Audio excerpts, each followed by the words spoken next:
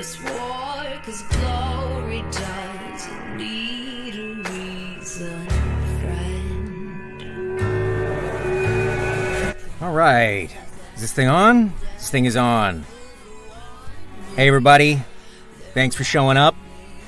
We're going to try and put together a little 2-hour stream here, show you some Rebel Galaxy Outlaw, answer some questions, and, yeah, have a little whiskey to go with it.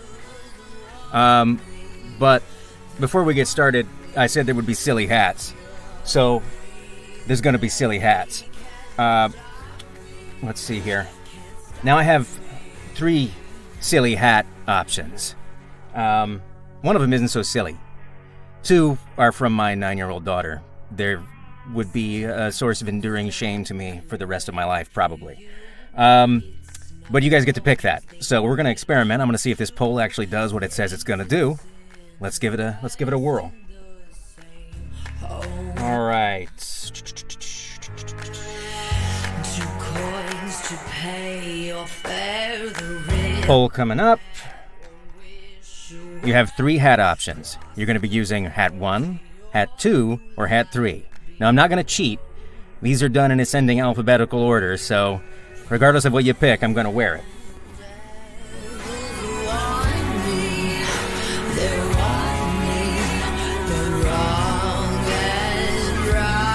All right, polls up. Let's see if this thing works. Hat 1, hat 2, or hat 3?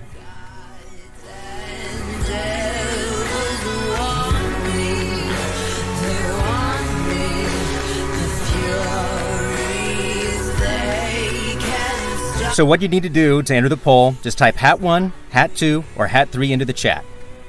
Whichever one.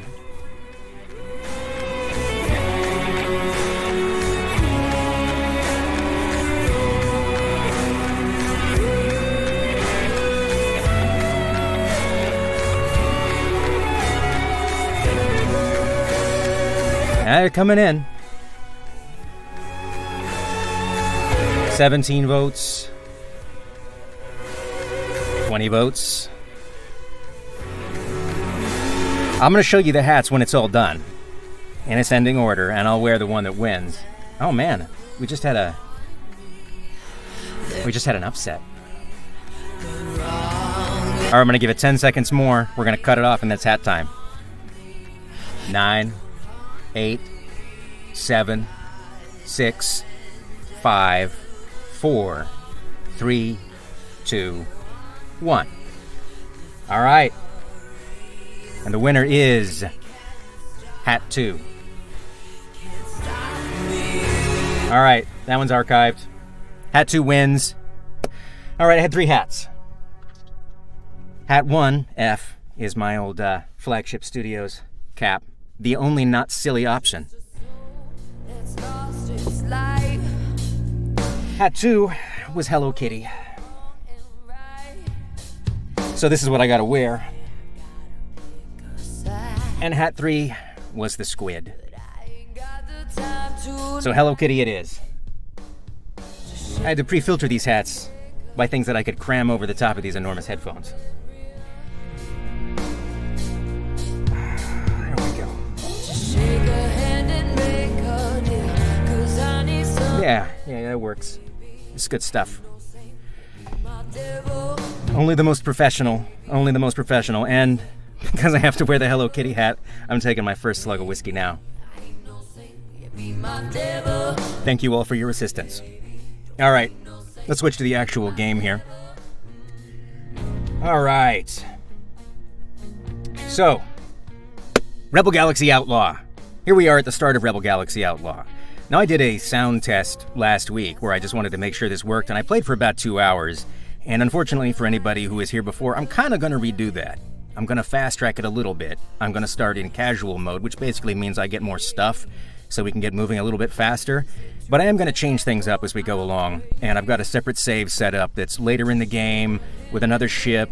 And we'll take a brief look at things like mining and trading and stuff like that. Here we are at the title screen. This is the character that you're going to be playing in the game. In fact, why don't I go ahead, I'm going to start running the opening cinematic because I can talk over that. You can watch that somewhere else. We got it on our website. It's on YouTube. before we start, you can see that there's a couple different options when you make a game. Normal is the default. Basically, it's a little more old school than you might expect from normal. You basically start the game in a garbage truck with a laser and nothing else. And part of the kind of the classic privateer or elite experience is sort of clawing your way up from nothing. And so we wanted to preserve that. But for those of you who aren't interested in that, there's casual, which starts you with a good bit more stuff. A lot easier to get around when you begin the game with an afterburner, for instance. For more old school folks, we've got sim mode, where you still get flight assistance, but you don't get any aim assistance, and you're not allowed to play in third person. And for the ultimate old school folks, we've got actual old school mode, where there are no assists whatsoever, and it's first person. This is considerably harder. I'm going to be playing this with a gamepad, you can see. But we do have support for your full HOTAS setup, flight stick, using a little direct input stuff, or you can also play mouse and keyboard. This is kind of the way that I recommend you play. It's my favorite. All of us in the office like it the best, and having that force feedback is pretty great. These two analog sticks, super great. All right, let's get into it. Now, for once, I can actually see the chat because I set up an iPad in here, thankfully. This is the intro cinematic for the game. It was animated by Titmouse, an animation studio that currently does animation for the Venture Brothers. They did Metalocalypse. They did Big Mouth on Netflix. A ton of other stuff. They were really great to work with. And we wanted to start the game with kind of a lonely frontier, sort of Cowboy Bebop kind of vibe. Obviously, this is a very Western game. You start in the Texas solar system. Anyway. Here at the beginning of the game, the main character shows up on the planet Lubbock. Her name is Juno Markev. She was actually in Rebel Galaxy, the other game that we made. She was considerably older in that, because this is a prequel. Here she's about 43. Her husband was killed. She had settled down out of a life of, crime and dubious pursuits, and was running a shipping company. But after her husband was murdered, she's tracking down the killer. This is who she thinks it is. You'll find out later that his name is Ruth. At any rate, she's pretty rusty. It's been a long time. Her gun jams. Things don't go particularly well. And this is how we start the game. 43 is weirdly specific. I mean, she's got to be unaged, right?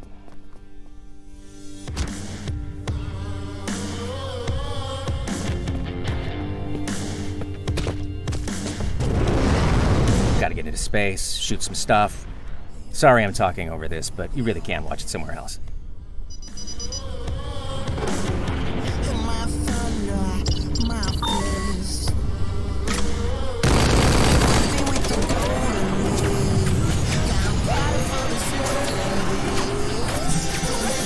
Somebody asked what the name of that ship is. The one that she's flying is a Coyote, which does not last particularly long. Spoiler.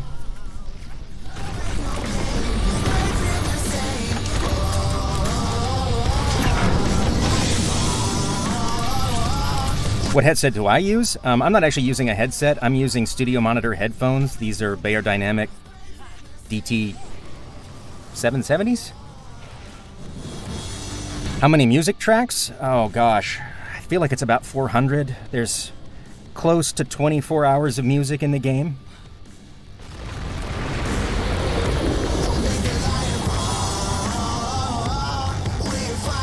I think these are 80 ohm. I can't see them. They're on my head. I forget. And now, after slogging her way into some podunk outpost on Lubbock, we begin the game proper. Juno, I wasn't sure I'd ever... If you played Rebel Galaxy, that's Orzu, who you met at the beginning of that game. He was an old acquaintance of hers, and now you're seeing them both a lot earlier in life. Brace is dead, and I'm in the shit. We have some swears. Sorry about that. Accidental. No. So, who voices her? Juno is voiced by Lonnie Minella. You might know her as Adria the Witch in Diablo. I think she's Ivy in Soul Calibur. She's in so many games. She's awesome. This character is basically made for Lonnie. She's one of my favorite voice actresses. A friend of mine, I love working with her. So, Lonnie Minella. I used to have a small waste transport operation in Texas. In-system ships, no jump drives. There might be one or two still in... The aliens live a lot longer. Right now, I'll take anything I can get, as long as my mother's not involved. Aha! There's an old Pathfinder still in mothballs on Lubbock. So, he gives you basically a garbage truck that's left over for an operation he used to have in the Texas system. There's a package, I imagine. But of course, there's a little something you ought to do.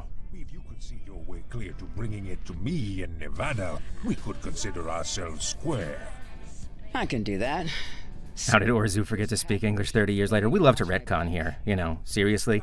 Mostly I just didn't have time to voice all this stuff for the other game. Entanglement with the law, you'll need to pick up the package on Nacogdoches. Do I have a contact? Richter Brust. I'm gonna lose my lead on my target. You think you could ask around for me? His name is Ruth, but I guess he also goes by Ruthless. Big guy, lots of rings strung around his neck, dresses pretty fancy. I'll see what I can do. I'll let you know what I found when you show up in Nevada. Thanks, Orzu. See you soon. God. And there's our garbage truck. Just haul trash. It is trash. Better get to Great it. games. Hi, Dave. All right, and here we are on Lubbock. So, because I started casual, I have a little more gear than I would otherwise have, so we're still going to go ahead and grab some stuff to do. So, we're going to head in here to the equipment dealer, Rusty's Ranch, and because I want to get moving a little faster than we did last time, I'm going to go ahead and... what do I want to put on here? What should I get? You know, I really prefer a torpedo launcher to a heat-seeking missile. I love dead-eyeing things with a torpedo. So I'm going to do that. I'm going to swap that out. Is there anything else we want to buy here? We don't have quite enough for countermeasures yet. But we're just going to go ahead and start off with something on the dashboard. I'm going to add the hula guy. For luck. There we go. Now on these stations, there's a variety of services. They're different from station to station. Obviously, there's an equipment bay, a ship dealer for buying new ships. We'll get a different ship later on in the stream. The commodities market, which we'll also talk about a little bit later. A mission board, which is where you get kind of all your side missions that aren't main story missions. So, along those lines, this is an open world game. There's a large, it's called the Dodge Sector, and it's made up of 39 different solar systems with about 70 different stations sprinkled between them. And you can kind of go out and do whatever you want, doing random missions or just pirating or trading or helping out the police, whatever you want to do. But there is also a main storyline that you can follow or dip away from if you don't want to, as well as some like branching side missions that kind of fork off of that as you meet different characters in the world. We'll go ahead and pick up something quick to do. Okay, a local delivery. We might as well drop by Austin. It's going to be some easy cash. Minefield cleanup. I want to do something with a little more danger to it. So why don't let's do something where we actually have to shoot somebody. And we'll just live on the edge a little bit. Go ahead and pick up a few things to do. Now also on these stations, you tend to have a bar. Most of them have a bar.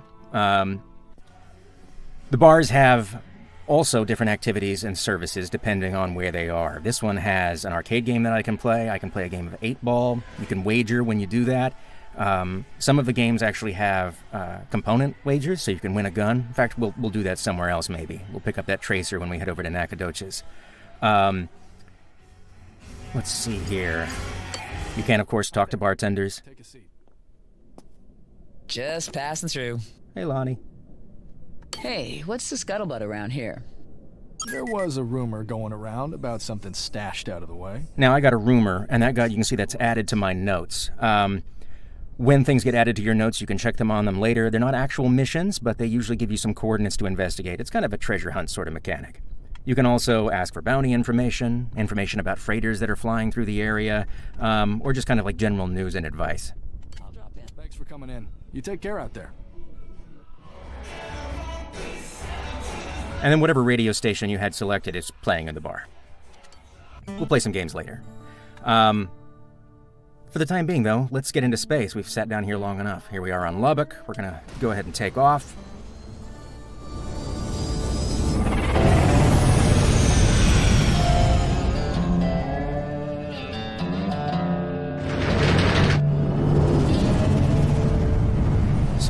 brainwash. We went through there. All right, we got our boot sequence here as we head into space. There's my little hula guy sitting on the dash. And there's the planet that we just exited with the gate that we would re-enter the atmosphere through. Now these little yellow diamonds are missions that I've got to do. This solid one is a story mission, a little favor. I'm going to go meet somebody there for that. But there's also these side missions that I just picked up at the mission board. So we're going to do those. Minor threat. Let's start with that. Now, there's a couple ways that you can travel. You can use an autopilot, or you can do kind of like a halfway between the sublight travel that we did in Rebel Galaxy and what we do here, which allows you to basically stay in-world and drop out whenever you want, but you're not allowed to steer. It's going to keep you toward your destination as you fly.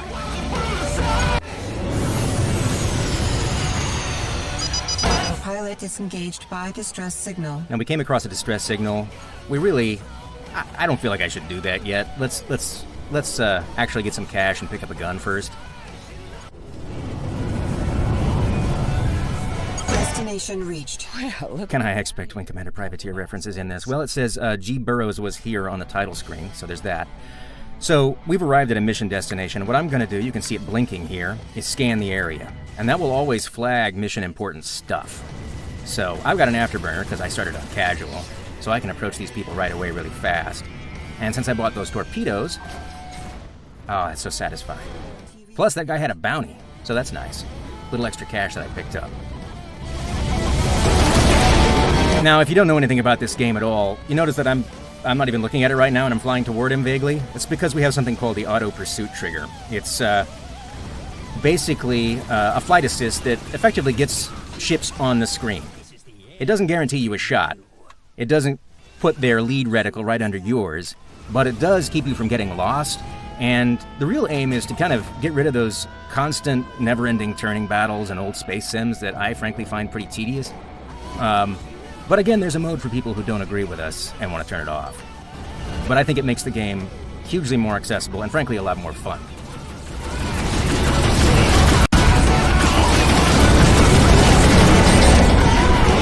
You can also call up the people that you're in flight near. I hate to break it to you, but you're completely screwed.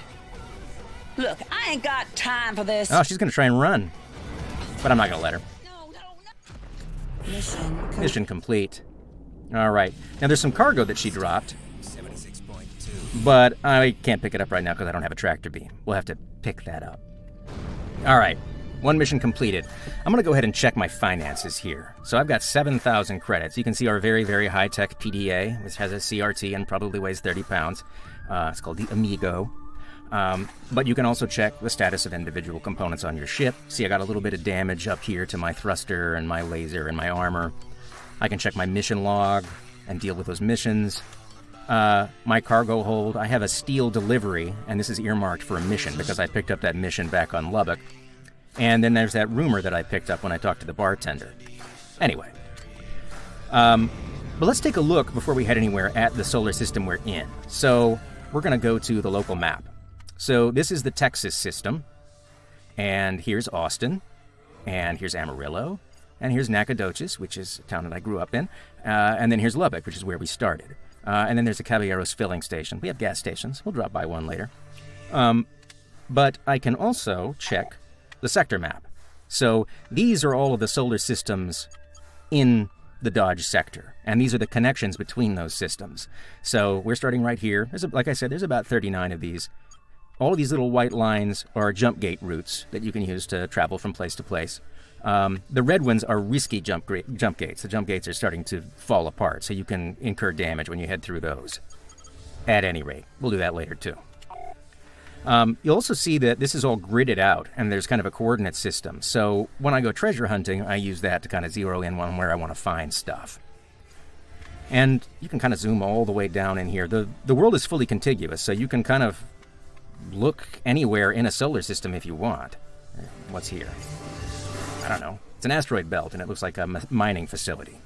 All right. So we've got a little bit of cash. Why don't we go ahead and we're going to get going on our first story mission. And I'm going to check the chat to kind of see what's up. There is a truck stop. There is a truck stop. We'll stop at the truck stop. And here we are at Nacogdoches.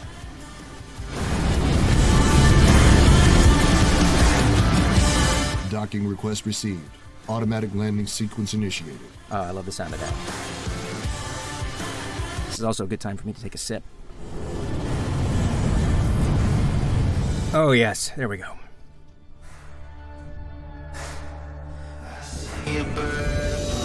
And here we are, landing at Nacogdoches. All right, it's obviously kind of an asteroid mining base. A bit junkier than Lubbock. And there's the Buckshots restaurant. You'll hear some commercials from that as we're playing. That's Bucky. You can get a little Bucky to put on your dashboard too. I've got some repairs that are needed because of the damage that we took while we were fighting. Let's go ahead and repair that. Really cheap, not much to it. We're going to refill our ordnance too, but what I really want to bolt on here is a tracer. It's just one of my favorite weapons.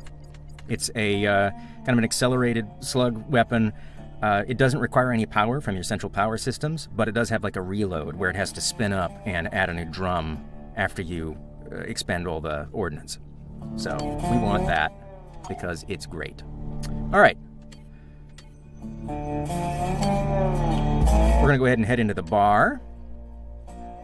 Somebody asked if Juno needs to eat. I'm afraid not. We don't have an eating mechanic. Richter? A friend of mine told me I'd find you here. You Juno? Orzu told me you'd be coming around. Truth be told, I thought he'd be sending someone with more, recent experience. So much for my reputation preceding me. Well, here's the thing. That package, I don't exactly have it with me. Are you shitting me with this? See, the thing is, the package is a little bigger than a bread box, and it's on a Brust Arms convoy that you're gonna have to liberate it from. This package delivery suddenly turned into a hijacking job? Orzu gave me a damn garbage truck. I'm not sure this works out as an equitable arrangement. Oh, I love this song, too. Don't hang this on me. I'm not the one who set up your little deal with Orzu. But so, all of the main story missions are kind of developed like this. There's a full conversation system, and you'll meet various characters over the course of the game. As you complete sets of missions for these characters, they also become unlocked as buddies. We don't do mercenaries like we did in the previous game that are hireable. Instead, you get buddies, which you can have one active at a time, although you can switch by going back to the station that you met any buddy at. And then if you call them up, they'll come and help you for a while. After a while, after they're outside of combat, they'll depart, and then they have kind of a cooldown before they can be called up again. But they're great to have around. They have a ton more banter than the mercenaries that we had in the previous game, and it just kind of gives the game a lot more life. They also all have their own kind of side mission chains that you can go do just for them, just for flavor. Look, I can already tell this is a terrible idea. But I got my own problems that need solving, so let's just get it over with. What do we have to do? Of course, this is a terrible idea. This is a game basically about terrible ideas and Juno's awful relationship with her mother. There's no, like, world saving. There's not even a military to speak of. It's all kind of blue-collar crime. Little man, I know a bullshitter when I meet him, and this whole planet of yours stinks. But Orzu did me a solid, so we're gonna do it. If it goes bad, though, you know whose ass I'm gonna kick. Of course, all these conversations are skippable. I'm just making you watch them, because then I can talk over them. Smooth sailing. But let's play a quick game of dice. So, what are we playing for? Dice poker is the game. Shall we play? We shall play, because I really want to listen to this song. What have I got to lose? Perfect. I look forward to it. You gotta play games against swearing aliens. It's important.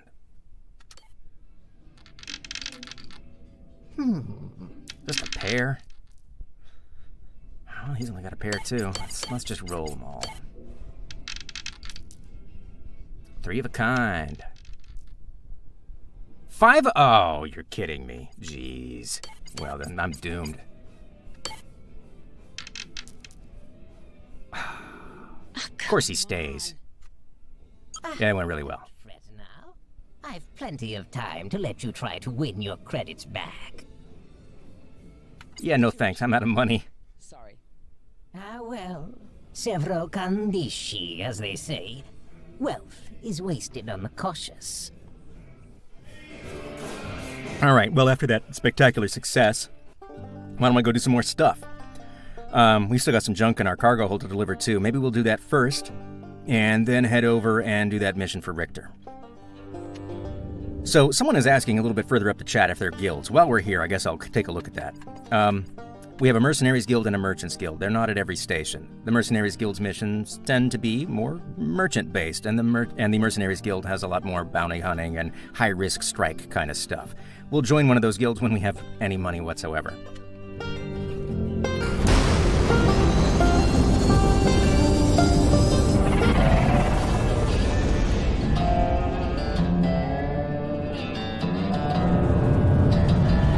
Somebody's asking about whether you can customize Juno's outfits. You can't.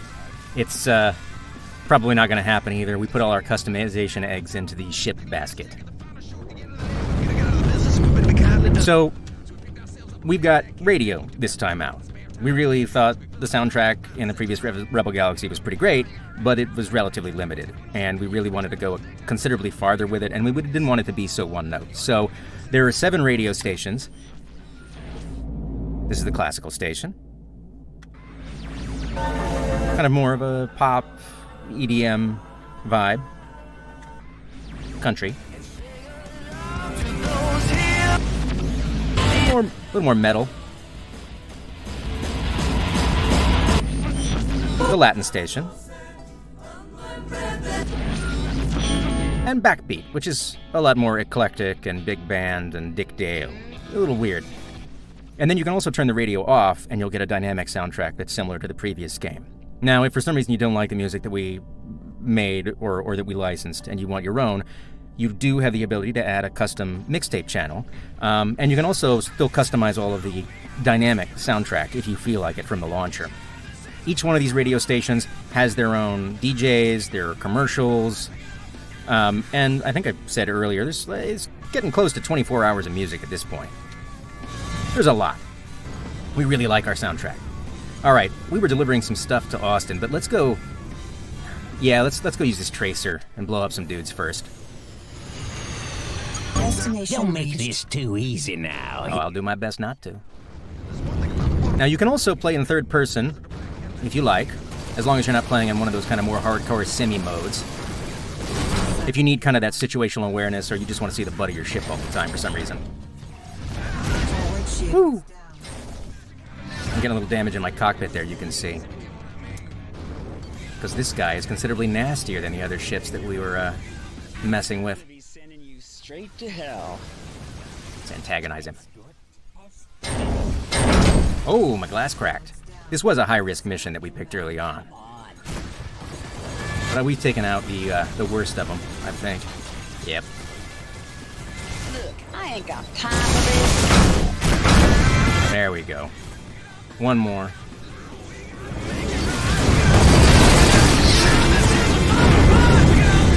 Right up on him.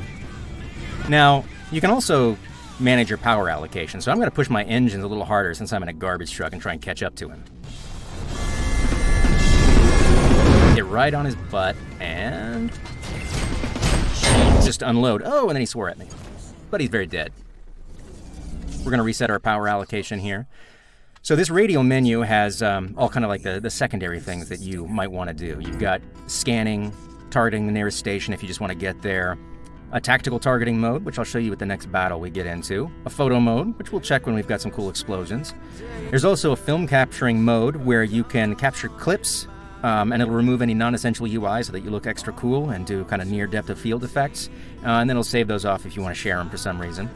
The map, you can transfer power to shields, and from shields back to power if you need to kind of balance your resources while you're in the middle of a battle and things are going particularly badly. And then there's the sector map that we looked at earlier.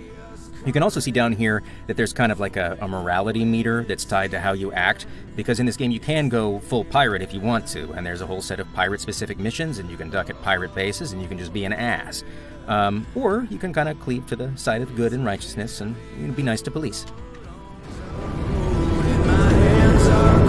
Let's go ahead and switch our radio station. Change it up. Yeah, why not? All right, here's that delivery so we can get that steel out of our hold. Also, we really need to repair. Destination reached. So this is Austin. It is considerably nicer than the other stations that we've been at. There's a whole bunch of merchants flying around here. Clearance granted. You are now entering an automatic landing zone. Somebody asked which radio station is most like the original soundtrack. It's the Stinger, the one that you start off on, the very first one.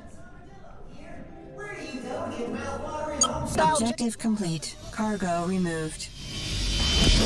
There's a question about this being inspired from old space games. Can you touch on which ones and what things from each made this game today? I mean, the single most obvious inspiration is obviously Privateer. There's Privateer all over this, from the automatic landing messages to kind of the structure of the game and the general vibe of sort of loneliness on the frontier. We really wanted to take that kind of lonely, making your way frontier vibe from that game that was very, very blue collar, and combine that with a lot of kind of more modern advancements to space combat. If you go back and play Privateer, it's pretty tough to go back and play because it's been a while. So bringing more modern combat takes, things that you would see in more things like Free Space 2, and kind of bolting that together while also using our own cultural spin on it.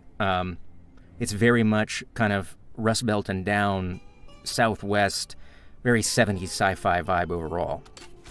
All right, we've got 5K. I feel like we should definitely buy some better armor. Let's do that now while we're in here. This is a slightly nicer garage, obviously. There's a mining laser over there, some heat-seeking missile launcher. All right, let's see here. All right, on Austin, do we have enough money to do anything? We really don't. Let's check their mission board. Danger, a merchant rescue. That's in the Kansas system, but it's a jump away, and we don't have a jump drive yet.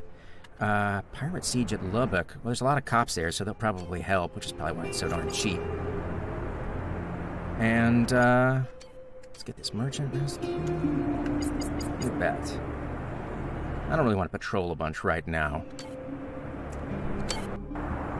All right, so let's get out there.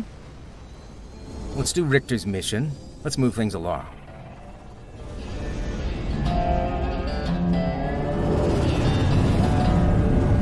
This is a Hibiki Harmony. It's a lovely whiskey. I'm very much enjoying it.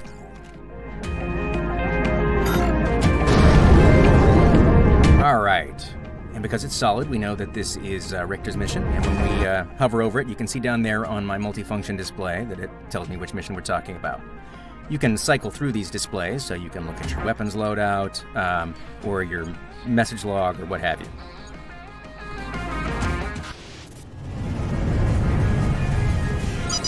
Pilot disengaged by distress signal. But this time maybe we'll do a distress signal. Let's scan, though. Let's see if we see... There's a big ship there. And it's friendly. Destination reached. I seem to be in a bit of trouble. I sure could use your help. You don't look like you're in trouble. Damn it, an ambush. Oh, that's why you're in trouble. Got one in my sights. So these are kind of sprinkled around. There's a kind of a variety of these, from helping cops to people who are stuck in minefields to ambushes or black boxes left behind for previous battles that you can choose to do or not to do.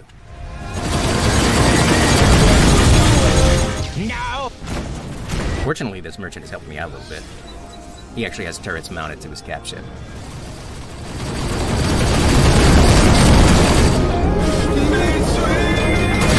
Got him. Good. Ooh, and I accidentally blew up the ejected pilot. Maybe you should run. You tangled with the wrong girl today. Over my dead body. Perfect. Now you can pick up these pirates, and you can turn them in for a bounty. But I don't have a tractor beam, so instead... Where are you? There you are. Oh! Blood caught in my headlights. Alright, and I got a little cash for that. Very nice. Yeah, 4K. Great. Destination reached. All right.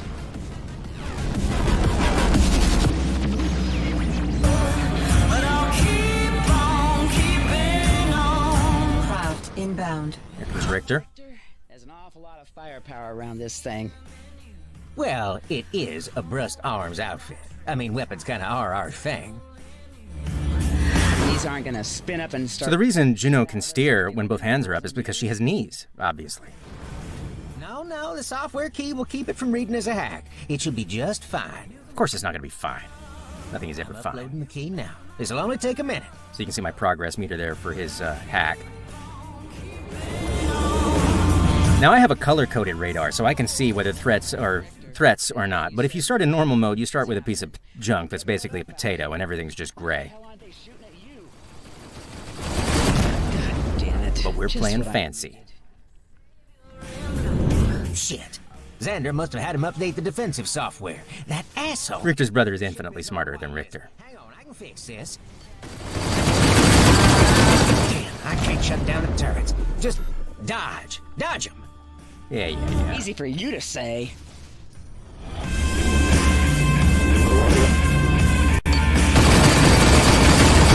They got a few of these. This is the end of the road. Somebody else showed up.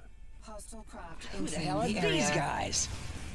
Craft I'm inbound. going to scan, and you'll see that it marks them there on my radar and on screen as important mission targets. Keep them distracted. Hurry up, damn it.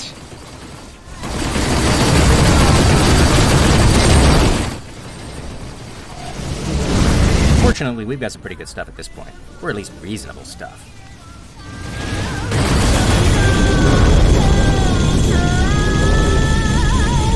I'm gonna take you down. No, you're not.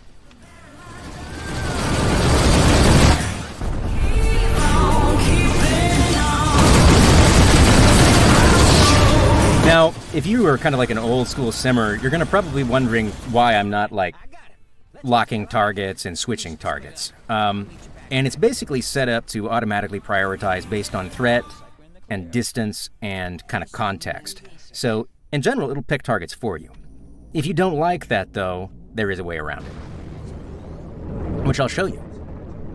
We don't need to head back yet. Let's go do something. Pirate Siege, yeah. That'll get us at Lubbock. Autopilot disengaged by distress signal. Somebody asked about space anomalies, black holes. We don't have any black holes in this. I'm sorry.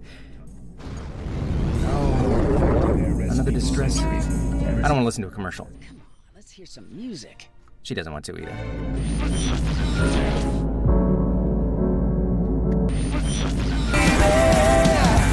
All right, okay, so what station do you want to listen to? You want rock? You want country?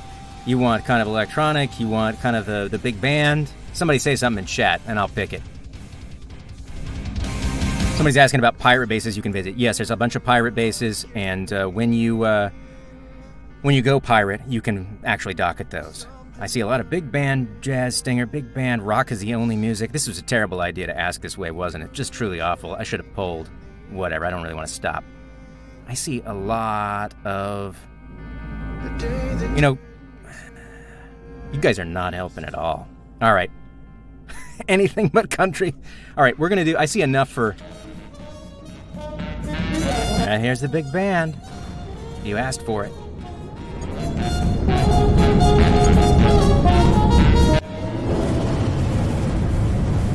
We'll switch it around. All right, so there's some pirates attacking this. Now you can see there's some police frigates here with beam weapons. These pirates really are not going to last long, which is the reason this wasn't a really high reward mission. Son of a bitch! Boom. Oh, nice lights on the asteroid there, too.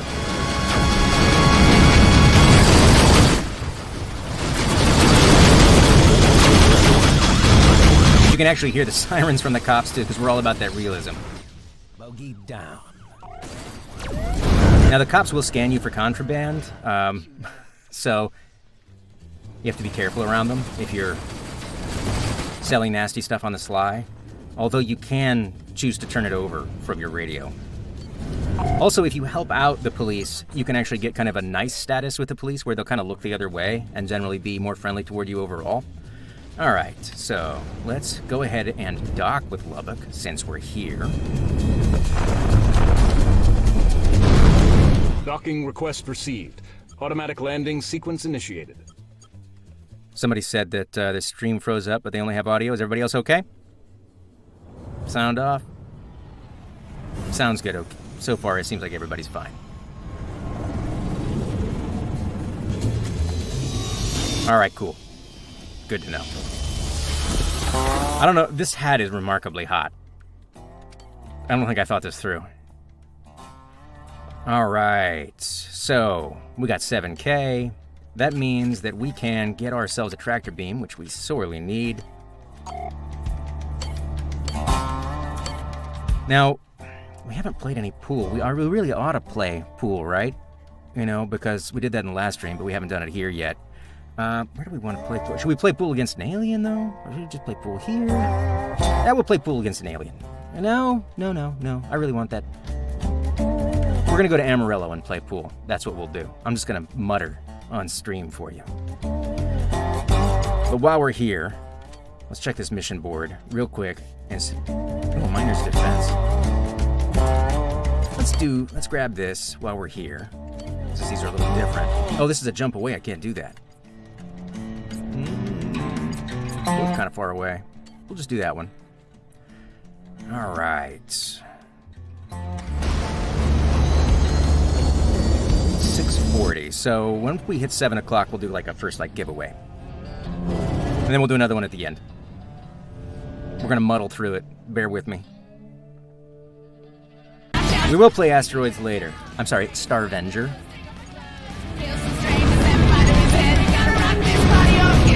Like I said, this is an Eclectica station. All right. Let's do this merchant rescue. Can you sell ejected pilots into slavery? Well, I will show you what you can do with ejected pilots. There's a trader going about his business. What's your status? Everything's quiet, just the way I like it. Now you'll notice that I do have options to shake them down. I'm not impressive enough probably to get them to drop their cargo right now. And I'm not going to do a pirate playthrough right this instant anyway. I should show you, I guess, Sublight. So we're going to do kind of the in-world travel.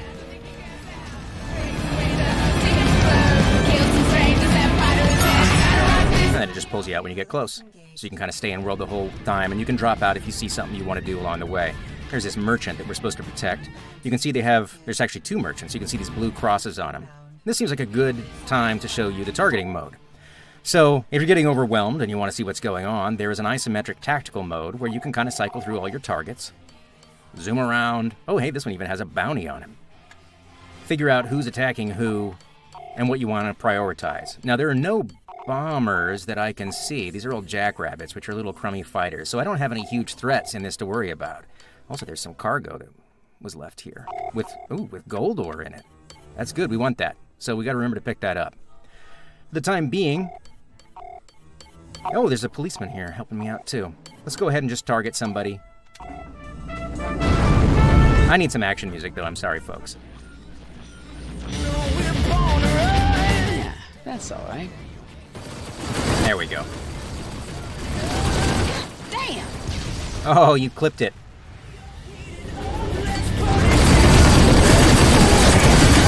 Nice. Got him. So now you see there with that ejected pilot, I can take them in for a bounty, but if I'm playing bad, I can make sure that they've got indentured servitude for a while, which is not particularly nice. You can also see that my VDU down here is kind of going nuts when I get impacted. All right.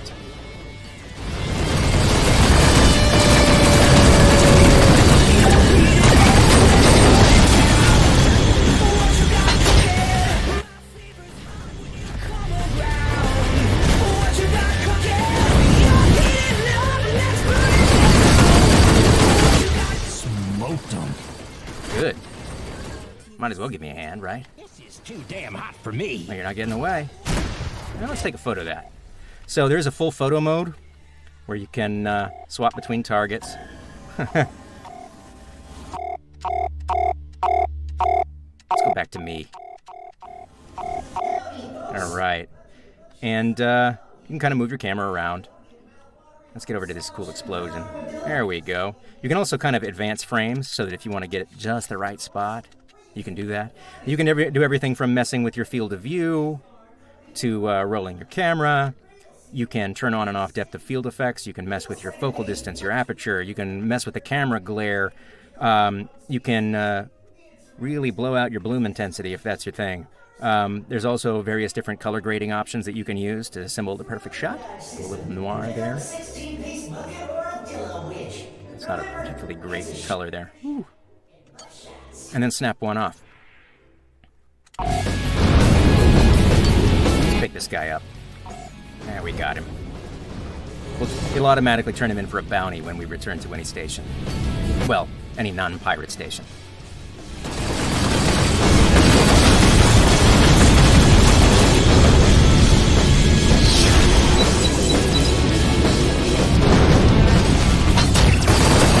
There we go. There we go. Mission complete. All right, now you can see I've got some cargo floating around here. That is contraband, narco cola. So I picked it up in the vicinity of this cop. That's a terrible idea. But we saw earlier that there was also a cargo container that had some good stuff in it. Ooh, I almost hit that. I say, friend. I will. We scan, though. It'll pop up with that little purple icon. All right. We have to blow these open. Robot workers. Let's go ahead and kill our throttle. Gold ore. Dry aged yak, which is not worth particularly much. More. That gold, though. Now we can also go to our targeting mode here, and if we zoom out, I can see kind of green things are non-contraband that I can pick up. Let's just go ahead and select him. There you go. There's those two cap ships that I just rescued. So, let's take a look at our map real quick. We've got a mission to keep going for Richter, but I really do want to play pool, so we're going to head to Amarillo. Somebody's asking if this can be played without HOTAS. Yes, it can. It's not honestly my recommended way to play it. I think this is significantly more fun, but you can do it. It's fully remappable, multi-device support.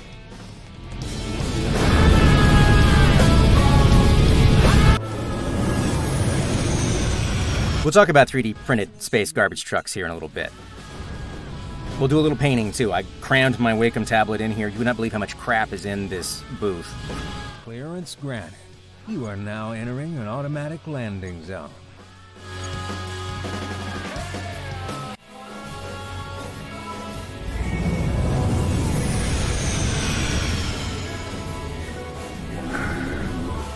All right, whiskey's good. All right, here we are in Amarillo.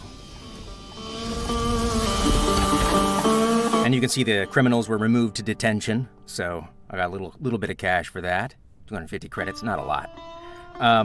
But also, I picked up some commodities, so this seems like a good time to take a quick peek at the commodities market. So, the previous game, Rebel Galaxy, was all randomly generated. This game is not. Everything has been hand-assembled and hand-placed, and the economies are all hand-done by Eric.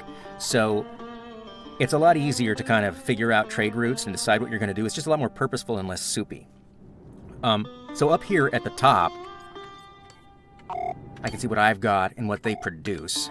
And then if you look down at the bottom, you can see the graph of how the price has been trending. They will actually take some illegal goods here. You can see they'll take narco cola, and fat-grown tissues.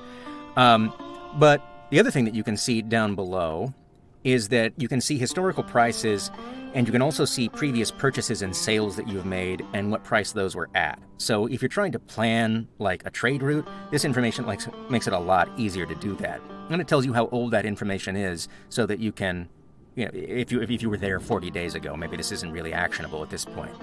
At any rate, the trading is a little bit more developed than it was in Rebel Galaxy, and we think it makes a little more sense, and there's more information available to you to make informed decisions about what you want to buy and sell. All right, so we're on Amarillo. It's really a pit. Let's go ahead and repair after all of this nonsense. What we should do... We really should get a power plant.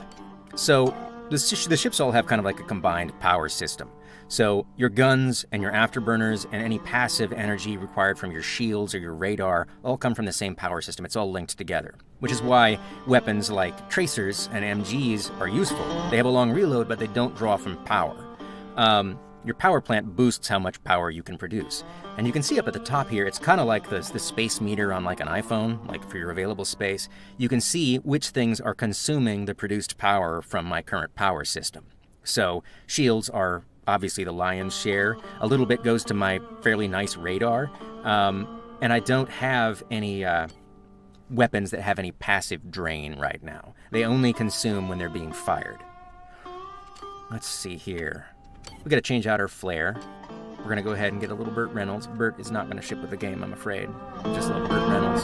Maybe we'll have Bart Reynolds. Put him on the wall, and then we need a little Bucky. So Bucky, the Buckshot's armadillo, is the mascot for the Buckshot's fast food chain that exists in world, and I just adore him. Also, he's on my shirt, which I'm not sure you can see. This is the top of him right there. There's some of the shirts that we will be, giving out later. No, I'm going to keep my hula boy. I might want to put him on at some point.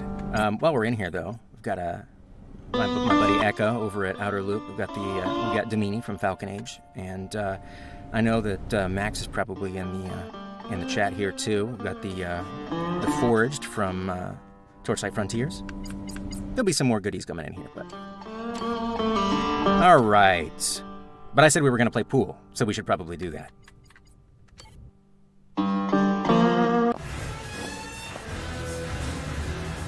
All right, let's just go ahead and play a little 8-ball. Pretty quiet around here. Hey, how about a game? What have I got to lose? All right, then.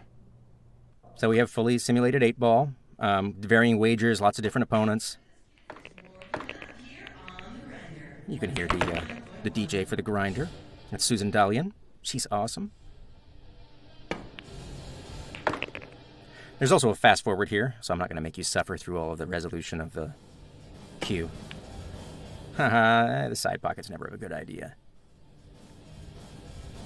All right, finally I get a shot. All right. And you can add spin to the ball if you want. I'm not going to do that.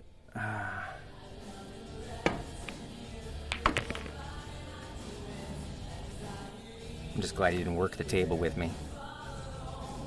Oop.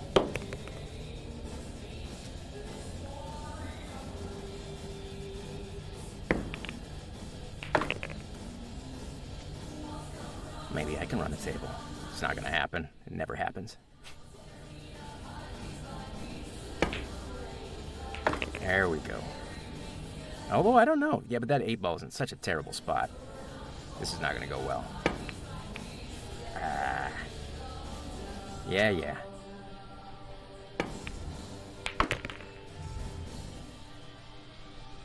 All right. If you get this in, I'm going to be mad. Oh! You shark. There's no way you're getting that anywhere.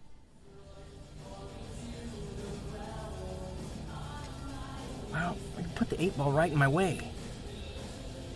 This is just not gonna happen. Yeah, I hit that way too hard. Now, obviously you don't call the pockets here, it's just a little too fiddly, but... Yes. Thank good you didn't bank it in. Alright, well at least I've got a decent shot out of it. Let's see if I don't mess it up. Oh, yes. Alright, this is the moment of truth. I'm not going to get this in. I just know, because I'm on a stream, I'm not going to get this in. Oh, yes. Shit. That's right, dude. Give me my money. Damn. I'm losing my edge. I'm quitting while I'm ahead. Yes, you are. There we go. All right. Let's check with him real quick, because now that we've got a tractor beam, I can see if there's any treasure in the area. Just passing through. Hey, what's the scuttlebutt around here? Yeah, I heard something a little juicy. Suppose Q6 in Texas. Okay, I can look here. these coordinates. Maybe worth your time to investigate. Thanks. And you can ask for other just kind of like general news. There's this new bounty hunter that's making a name for herself in Dodge. But hell, I guess she looks like a kid. Sharky, I think was her name. Strange handle, huh? Sharky's one of my favorite characters. You meet Sharky close to halfway through the game, but she's awesome. And she's also an unlockable buddy. I like having her with me. All right, see you around. I'm gonna skip these and pop out of here. You know, we have enough money to join the Merchants Guild, but I want to join the Mercenaries Guild. We need another 500 to join the Mercenaries Guild, so we're gonna wait just a second. Let's check the mission board here. Detective work, an insistent detective work. Oh yeah, let's do both of these. There we go. We'll also go check out those coordinates, see if we can get a little treasure, since we need money. Somebody's asking about walking around. Yeah, there's no walking around in this. We're all about get to it. There's plenty of other games where people walk around. All right, so let's look at our notes real quick. We had something stashed at Q6 in Texas, so... no space legs. It's sad, isn't it? Q6 is close. Okay, so Q6 is going to be right around in here. So what I'm going to do is look around in here. Does anything look... is that 6 right there? Yep. Let's just put a marker right in the middle of it. Let's go ahead and fly there. We'll scan and see if we see anything.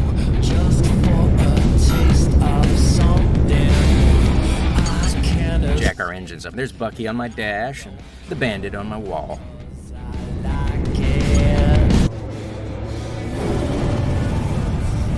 Destination reached. We're gonna do a little scan here. Nothing. Kind of in the corner of the quadrant here. Let's head over here. Sometimes you have to poke around. If it takes too long, I'll do something else. But... destination reached. anything? Nope. Maybe this corner. This is our last shot. If we don't see it, I'll come back some other time. Destination reached. Bupkis. There's something in here, but I'd have to hunt around longer than I want to. Let's go ahead and do one of our missions instead. Detective work, miner's defense. Let's do miner's defense. We're going to re-equalize our power so no one gets screwed on the way. This is my active one. You can see it's pulsing. Destination reached. Craft inbound. I want to change up the music, though. There we go. The miners. And here comes the... hostile craft inbound. Okay, let's do this. Here comes the buttheads.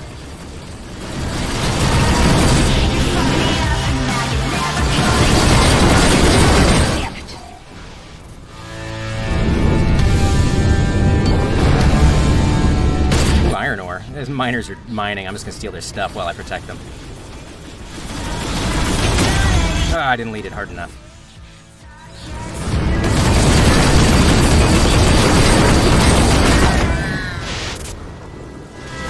I'm going to show you something else here, too. Let's insult them and make sure they're attacking us. Look, I ain't got time. Oh, they're going to run.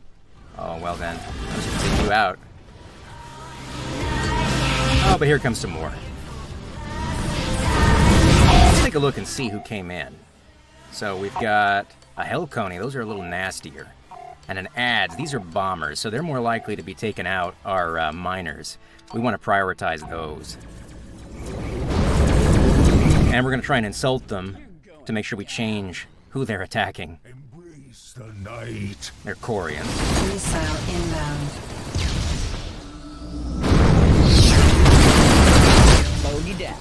There he goes.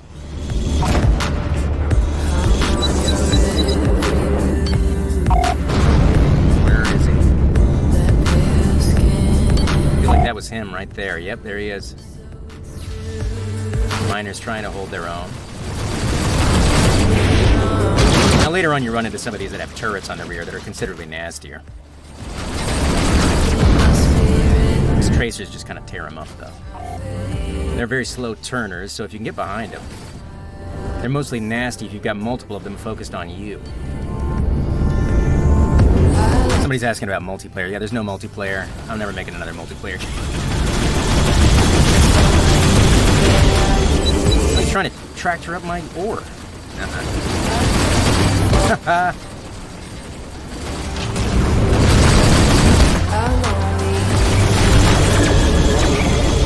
And I think we're kind of just about 7, which is a good time to try and figure out if we can actually manage to do a giveaway. How hard could it be, right?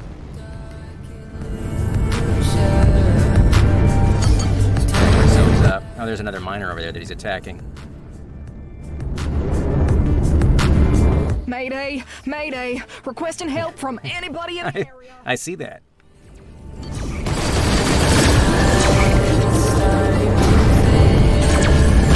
Slow. Out of those.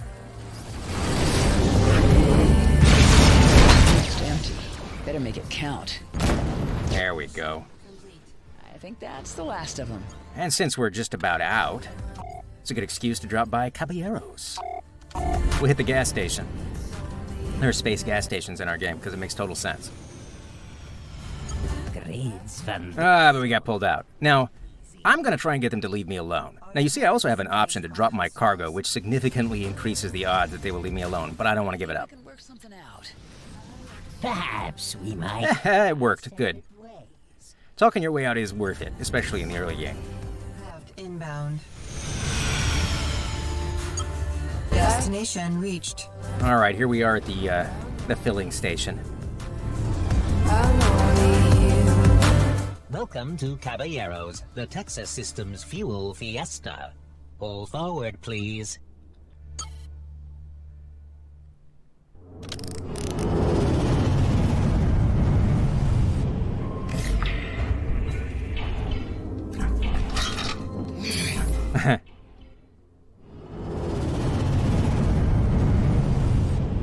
All right, now our ordnance has all been replenished. You can't repair at these, but you can refuel your jump drive because there's certain systems that actually don't even have stations in them. And you'll need to stop. All right, and we also had that story mission, which we probably ought to quickly do. We'll go ahead and dock there. We'll see if we can manage to do some kind of giveaway stuff, and then we'll move on. Destination reached.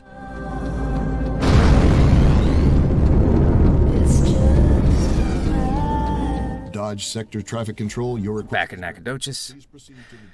Asking about running out of fuel. You can run out of jump fuel, but not flight fuel. So there's never a state where you're not in a system that doesn't have some way to fill that up by docking. You get refueled whenever you dock with a station or you drop by a filling station. So there's no way to run out of fuel and be screwed, but it is a way of making sure that you do have to dock if you're traveling for a long period of time. Oh yeah, if you want to make this game difficult, play it on hard. Somebody's asking about difficulty. I'm playing it on casual right now, so... And also, I have played this about 1,000 times. All right. We'll talk to Richter real quick, and we'll figure something out. You remember what I said was going to happen if things went bad? Now, hang on. We gotta agree on a definition of bad. Fuel is free, someone asked. Didn't we? I mean, in my book, that's a long way from bad. Until I'm clear of this mess, I think I'm going to reserve judgment. That's what I like to hear. Reason. The hard part is over. With these codes, that transfer is going to be easy. There's no slack in the rope. Look, it's obvious you and your brother have a thing going on between you, and now his back is going to be up. What's to say he doesn't change the codes over? Look, Sick of showing off the opening areas? No, of course not. My brother doesn't have time to mess with these sorts of minor inconveniences. He leaves that to the little people. And you don't think the little people would do the same thing? The repeater serves a whole shipping fleet, and there's subcontractors and subcontractors of... Somebody says this looks like the guy from Trimmers, and that is exactly who I had in mind for Richter. Reba's husband. I wish I remembered the actor's name off the top of my head. Fine. So let's just get it over with then. All right then. So, the shipment we need to sidetrack is going to be headed for Lubbock out of Austin. I'm gonna mark an intercept point for you, and we'll meet up there. If Juno's voice sounds compressed, it's probably the stream. All you have to do is watch out for any trouble and take delivery of the cargo. It's gonna be easy as pie. Michael Gross, good to know. All right, I'll meet you out there. And you just remember whose ass is on the line. All right. So, I'm going to try and do this now. We really are going to try and figure this out. Okay. Can I remember after I've been drinking whiskey for an hour? Nobody knows. All right. Giveaway. We are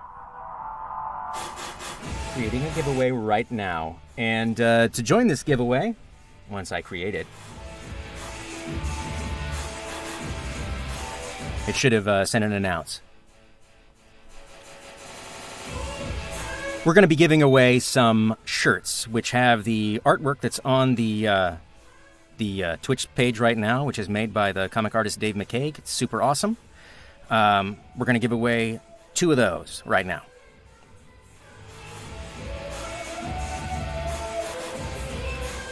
Oh my God, 60-something entries? Jeez.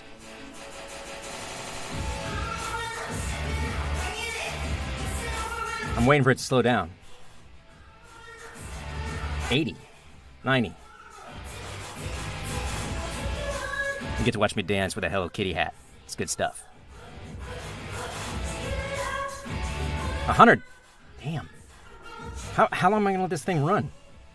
I don't know what I'm doing here, guys. I'm not a professional streamer. You're just going to have to settle with me fumbling around. 105. Okay, I'm closing it in 5, 4, 3, 2, 1. 2 entrants. Did it announce right? All right, so go ahead and whisper Eric Schaefer in the stream chat. As long as that's what you're supposed to do, I'm pretty sure that's what you should do. And we'll get your email addresses and get you set up, and then we'll have something sent to you. Okay. 2 shirts down. All right. Now we're going to do 2 caps. So you thought you were done. I'm just going to go ahead and use the people who already are in here. Next 2. Whisper who? Whisper Eric Schaefer. He'll be Rebel Galaxy Eric. You'll see him about 8 lines above you. Ready? All right, 2 more. Next 2, these are for caps. They say buckshots on them. They're super awesome. And the winners are announced. Go ahead, whisper Eric, get you set up. And then the last 2 that we'll do before we move on and get to playing again are for posters. We're going to do a 2 platypus posters. These are big blueprint-style posters, kind of like what they had in old Wing Commander boxes, but significantly larger. All right, I'm going to draw 2 more. 1, 2, and there they go. Go ahead and whisper Rebel Galaxy Eric. Get that email in there. We'll get it sorted out. That one's done. We'll do another one at the end and do some more stuff. Cool? Cool. That wasn't that painful. I feel like I figured that out. Jesus. All right. So what I thought I'd do at this point is we're going to do this last mission with Richter, and then we're going to switch gears, and I'm going to load up a save that's much further on that has a lot more cash, and we're going to show some other stuff. And we'll do a little bit of ship painting and show you how that works. And maybe we'll just very briefly mine something and then go from there. All right. We've already got our mission from Richter. Let's go ahead and take off. You don't see the winners for the posters. I did send them out. It was a boop-a-doop-a-doop. I am Spasticus and Iron M 1954. It's about a page up. Are we all good? Yes, I do a lot of audiobooks. This booth is encrusted with literature.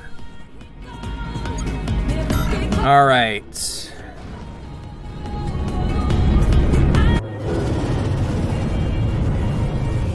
Destination reached. All right. Cutter's break. All right, this is the spot. They ought to pass through here any minute. You just hang back while I broadcast the codes and work the old Richter charm, and then we can be on our way. You'll forgive me if I'm a little pessimistic. Craft entering the area. There they are. Watch the master work. Unidentified craft, this is Brust Arms Hauler T-78. More whiskey every cutscene.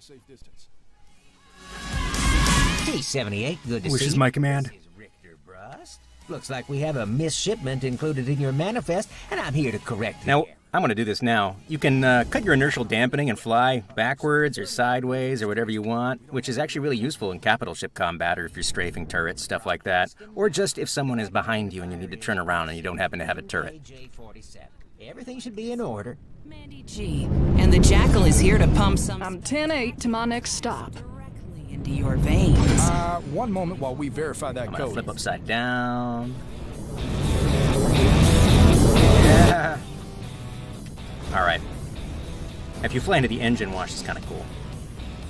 Let's get up in there. Bad feeling about it. You can see my VDU down there start to fritz out. Oh, there it goes. We've got a negative response on that auth code. And an addendum that Of course you have a negative response. Richter has no idea what he's doing. Request made by Richter Brust. Why, that son of a... Is that from my damn brother? Listen, this is just a miscommunication. I've got the codes. I repeat, the auth code is denied. Mr. Brust, please give way and let us Now you pass. see those little kind of Wi-Fi markers that lets you know who's talking when you see that on the corner quadrants. We're only going to get one shot at this. Listen, I hate to say this, but you're going to have to scare it out of them. New hat? You really want me to pause to put on a squid hat? Maybe when we do ship painting. The thing I need is a bounty on my head. I don't have a rich big brother to buy it out. Look, I need the plausible deniability on my black box. This is my family... Somebody's asking about Switch FPS target. It's 30 is the Switch target. There's no way we would hit 60. That hardware is nowhere near as nice as a PS4 or a PC. Listen, T-78, I don't want to have to do this. I need you to eject that requested package and move along. I can't let you leave without it. You actually do get what's in the package later, and it's kind of cool. Be advised, we are contacting combat support. Aggression against this vessel will be met with force. Yeah, but we got to scare it out of you. Might as well start. There's actually multiple different ways to kind of complete this. You can actually just murder them, which Richter does not appreciate. You can scare it out of them with damage, or you can defeat all of their mercenary defense, in which case they'll just give up. Combat support inbound. All right, let's scan and find that combat support. There it is. Mercs. Missile inbound.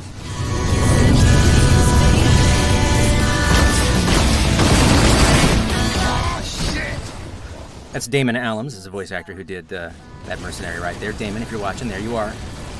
One of your roles, anyway. Missile inbound. Son of a bitch! That's Andrea Parsno. Oh, God, I hope I pronounced your name right. I apologize if I didn't.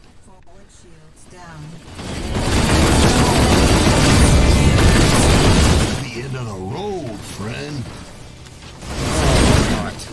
There is significantly more VO work in this than in the previous game. I think there's about 25 actors, just hours and hours and hours and hours of audio.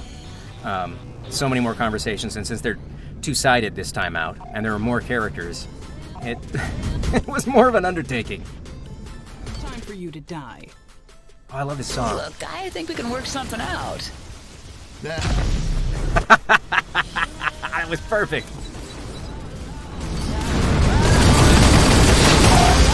I really love dead-eyeing people with proton torpedoes. So here in the first solar system, when ships don't have particularly super strong AI, they don't know how to juke out of the way of them, so they're especially effective.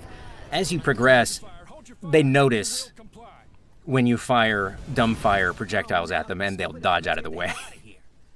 Scoop it up. Where is he? Oh, yeah, there's those green dots on my radar. We gotta blow them up. Come on. Is it in that one? Yeah, there it is. Package MKJ47. Let's get out of here. Well, we'll find out later. Well, you might not. We're gonna move on, right? Until then, fly quiet like. Asshole. Mission complete. Somebody asked if the AI is based on location. To a certain extent, there's down to difficulty regions and like different pirates occupy different areas. So different ships have different kind of AI rankings, which are from just basic skill, how they know to use countermeasures or to juke and dodge, to things like erraticness and bravery that all kind of figure into the way that they behave.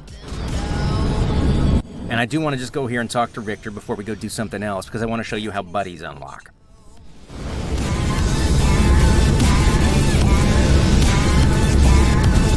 Clearance granted. You are now entering an automatic landing zone. You can obviously skip this, but I'm not gonna. You're just gonna have to watch it.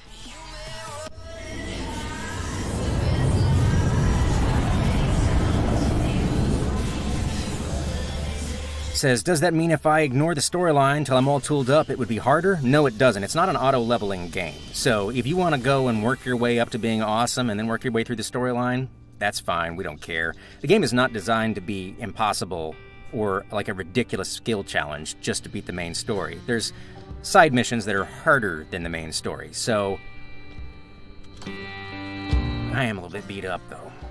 I don't need to. We're going to load a different game. Why do I even care about repairing myself? I guess I do because I want to pull Richter up at least once. All right, I know what you're gonna say, but all's well that ends well. Night, Torchlight Fox. It's a real mystery that you aren't the CEO, Richter. Night, Zid. Real mystery. That's what I've been saying. So, that package has taken up room in my cargo hold. Where am I dropping this off?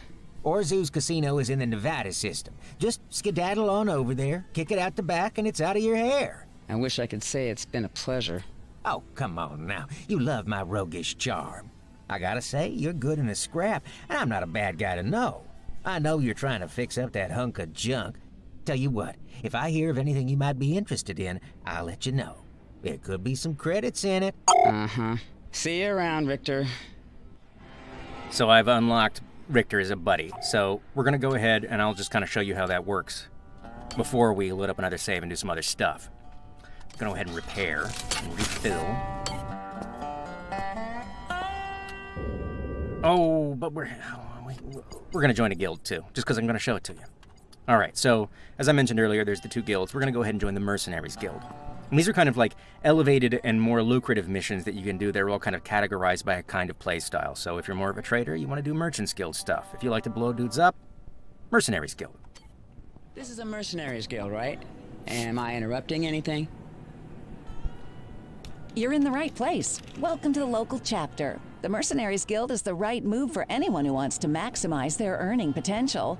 We provide access to our curated database of high-quality contracts and the backing to get... They're asking about procedural missions. All of the side missions are effectively procedural. They are basically templates that incorporate different ships, and there's a wide variety of templates, but they'll get generated forever, so you can do side missions to your heart's content. There are also story side missions, which are character-related, and those are not obviously procedurally generated, so there's kind of a mix of the two. Yeah, I think I'll go ahead and sign up. You won't regret it. We'll deduct the membership fee. We have very advanced technology computers that they use in our future. Glad to have you aboard. Feel free to check the mission board here in my... Looks a lot like a pet, is what it looks like. A pet CBM. And then once you've joined, you have access to their specific mission board. So, bounty stuff, lots of bounties in this system, but generally higher risk stuff. Bounties can flee, and then you have to bring them back in order to get paid. The voice actor for the Mercenaries Guilds, that's Connie Terwilliger. She's a voice actress who's in a ton of stuff. Connie's awesome. All right, but we're just going to go ahead and pop into space so that we can pull up Richter and I can show you how buddies work, at least vaguely.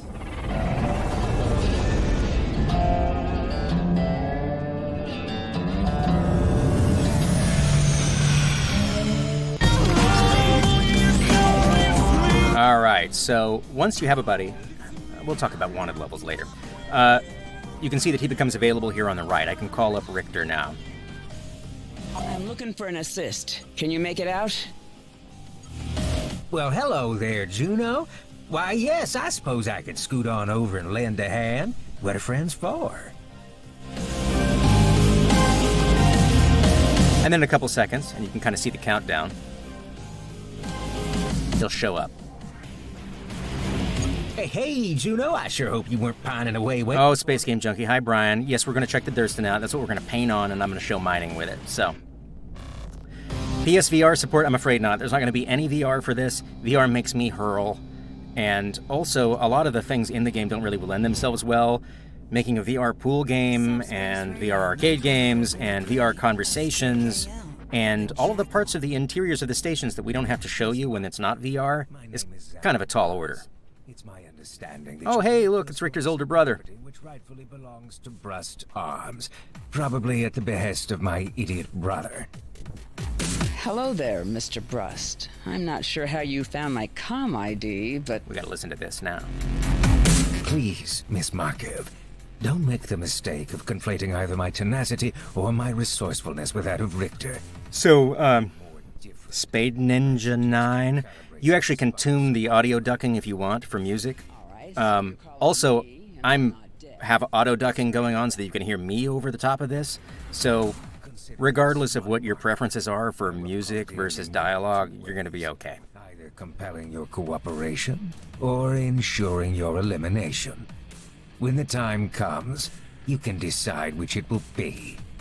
Until then, goodbye, Miss Markov. Craft entering the area.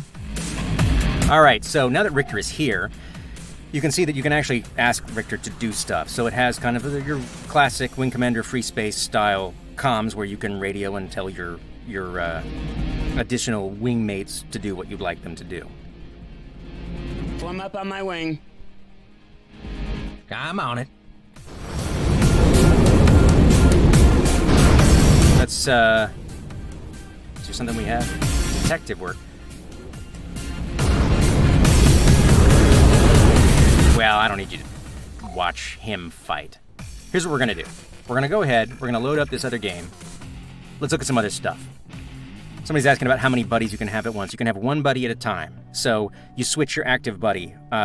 When you get them, you have an opportunity to switch to them immediately. You can also go to the station where you met them and switch at any time, but you can only have one active at a time. Somebody asked about Easter eggs. Well, you can see one right there on the front, right behind that beer etched into the wall, which you really have to have a good memory to get at all.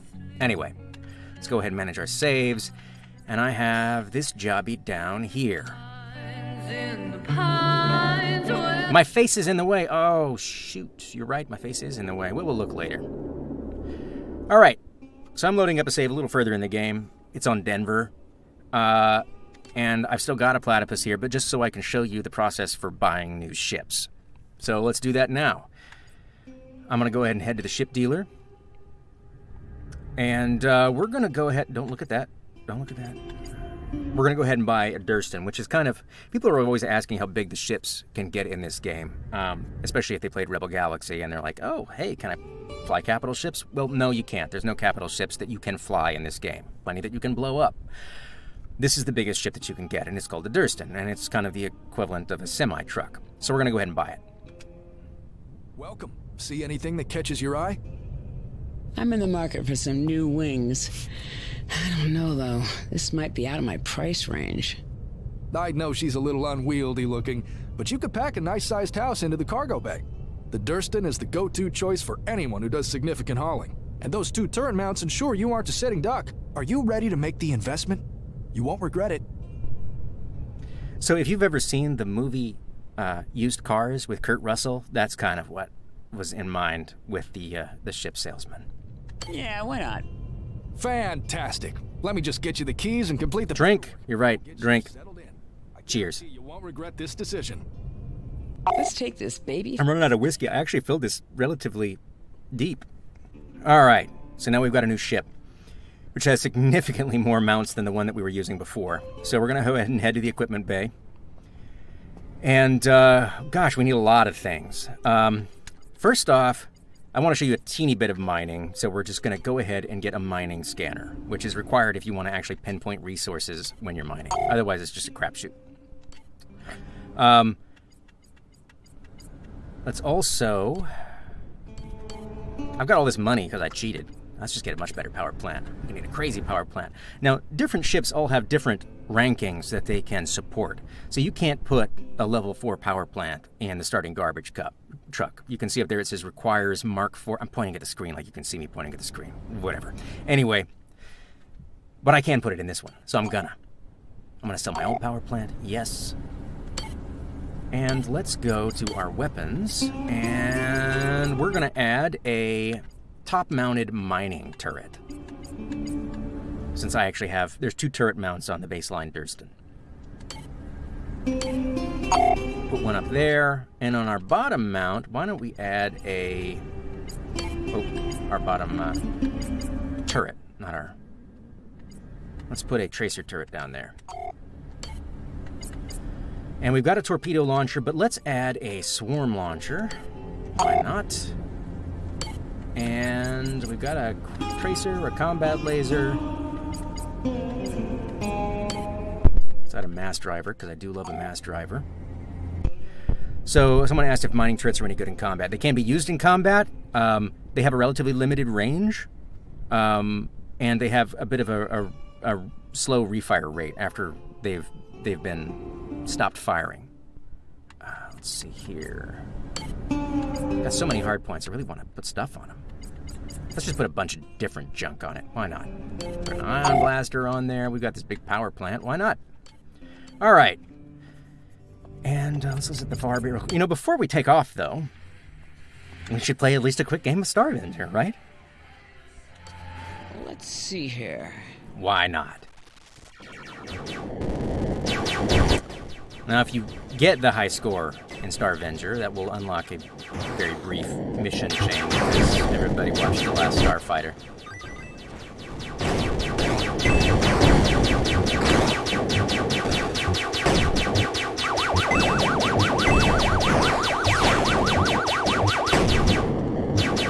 One of the main wrinkles versus asteroids is these cash incentives, because this is a game about mercenaries and pirates.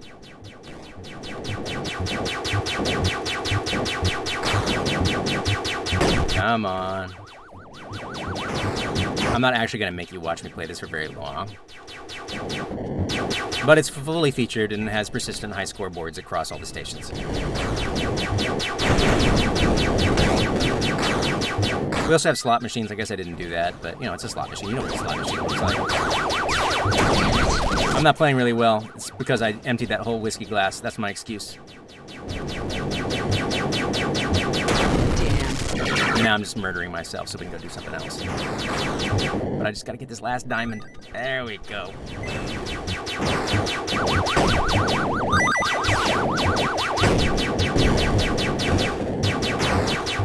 Damn. She didn't appreciate that. I didn't get on the high scoreboard at all. Anyway. Obviously the bartenders are different at different locations. What do you say? Snow out the window. You got your finger on the pulse around here. Any advice? Drink and fly. Drink and fly. A little rickety. Best watch yourself if you're doing a bunch of inter-system jumps. A bad jump can tear you up pretty bad, or worse, send you somewhere you weren't planning on going. Interesting. All right. Now, one of the things you can do is check for bounties and pay for bounty information. Yeah, I get tipped off from time to time. There's ice hauling missions. I think we have ice. Credits, I wouldn't mind cluing you in. Yeah, let's pay for it. That sounds pretty good. Pleasure doing business with you. I'll just get those coordinates to your pad. But there's also pirate lords that will show up that are super nasty, but have huge bounties and goodies, and you also find those this way. You take care now. But you'll see like a notification come by that they've kind of surfaced in the area. There's almost certainly not one here. All right. Make sure we don't have anything we needed to sell. And we do have some junk in our hold. And let's get a mission just so that we've got something to run and do. Some listening posts? Sure. A depot strike? Why not? Absolutely. All right. Pre-snow ingredient hauling. Yeah, exactly. Goes so well with your name, Iceberg. It's a little easier to locate pirate lords this time out, but I don't think we're going to do any achievements associated with that. Somebody's asking about pirate lords. They're just notoriously hard to find and get an achievement for in the last game. Apologies to everyone who wasted time trying to kill pirate lords.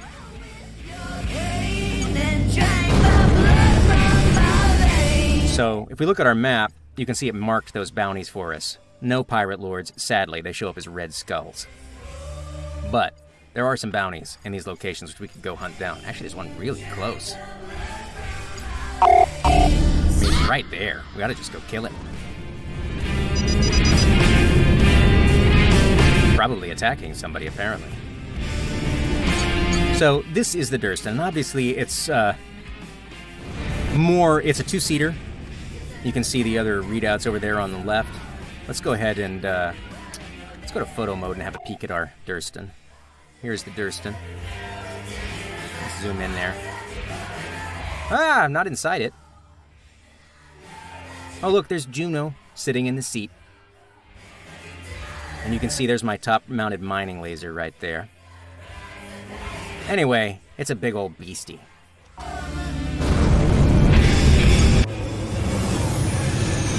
My bottom-mounted tracer turret. I seem to be in a bit of trouble. I sure could use your help. Yeah. Ah, shit. Ambush. Another ambush Hostile event. craft entering the area. Well, let's use some turrets then, huh? I got a lot more weapons on this than I did on that little bitty platypus.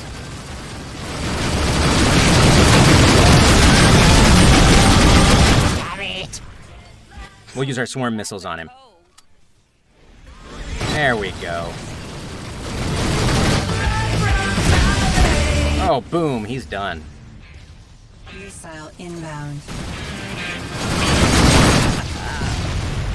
Oh! So I'm going to go ahead and dump some power to my shields. I have this huge power plant, I might as well.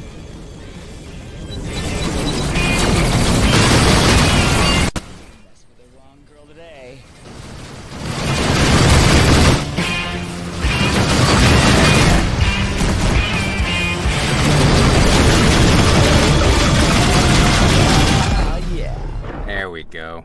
Anybody left? Where's that bounty? Did we already get it? And I wasn't paying attention? Actually, sometimes it could be on these guys. Oh, it's on the miner. The miner has a bounty on him. So if I wanted to be a little more piratey, I could take out the miner. But I'm not gonna.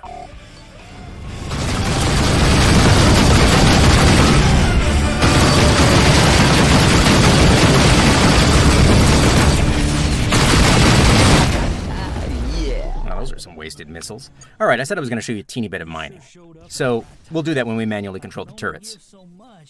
But I hope this makes a square. The grinder. Drop some stuff. I wasn't paying any attention. All right, well, let's head here to the Meeker Nebula, because I know it has asteroids, because I tried this earlier to make sure I knew what I was doing. But we probably need some country for mining, I think. Let's see here. So this is what it looks like when you man a turret. And I can switch between both of my turrets. This is the bottom-mounted tracer turret. And then back.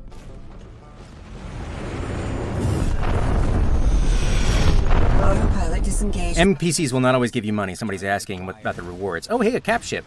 NPCs will also drop their cargo, so sometimes traders will drop loot.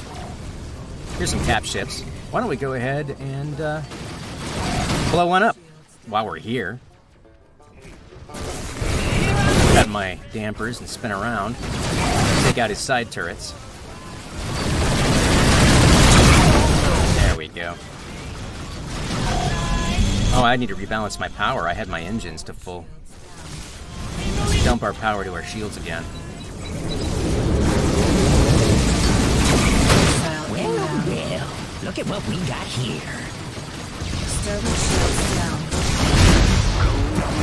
Oh, and there's a cop. I'm gonna go to photo mode real quick. So we've got these little... There's our cop. You can see they got their lights on. And obviously you can hear them. Oh, that's a gunship. No wonder this is tough. Gunships are nasty. gonna switch it up and throw some torpedoes into the back of him and take him out. There we go. It's a fiery mess. Missile inbound.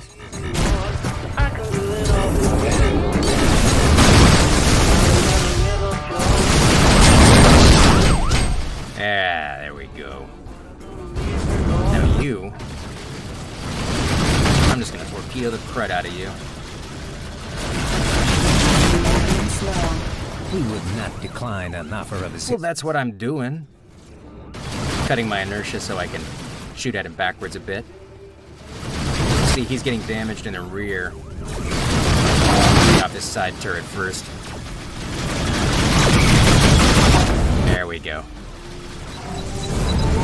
Cut our inertia again. There we go. Oh, he's got a missile turret. He's done, though. There we go. There's big chunks of him.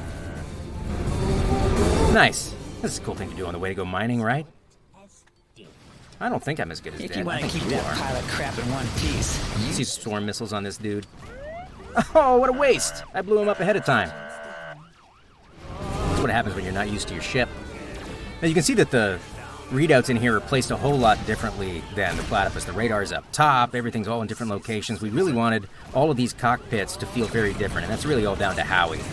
So Howie Day, if you don't know Howie Day, does all of our spaceships. He's our art director. He does all of our spaceships and our ship design and all the effects and all the cool explosions. This is all due to Howie Day. So when you're admiring all the stuff blowing up and how cool these cockpits are, you know who to thank.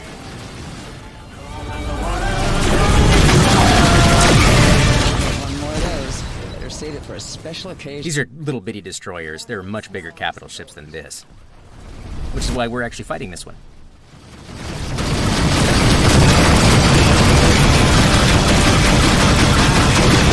Yeah, almost done. There he goes. I'm gonna flip around backwards and just drift away and watch him blow up. There we go. Oh, that's very satisfying. All right, but I really was gonna go somewhere and mine something, so I don't even care who's around here waiting to be killed. We blew up some cap ships. Well, well. Oh, come on. These are Red Devils. It's another pirate clan. Kind of more motorcycle-y than the Hicks from we've been blowing up so far. I don't really want to fight them, though. If we just put our guns away, nobody gets hurt. Hell no. Begging ain't gonna buy you nothing. You butt. Alright, fine. Oh, and it's a gunship. That sucks. Oh, we're gonna swarm missile you to bits if we can help it. Missile inbound. I guess if I die, it'll be a really good excuse to go paint the ship. Forward shields down.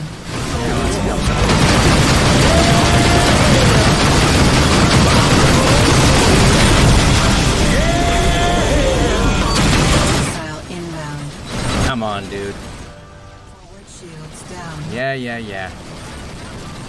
He's only got side-mounted turrets, so if you can get right behind him, they have a tough time getting the beat on you. Oh, my maneuvering jets are super tore up. Hope you like the cold. I'm just gonna waste some missiles on him. I gotta get you dead, or I'm not gonna survive. Oh, I can barely turn it all. Come on. Oh, I killed 14,000 credit bounty. Dang, he was great. I guess that was worth it.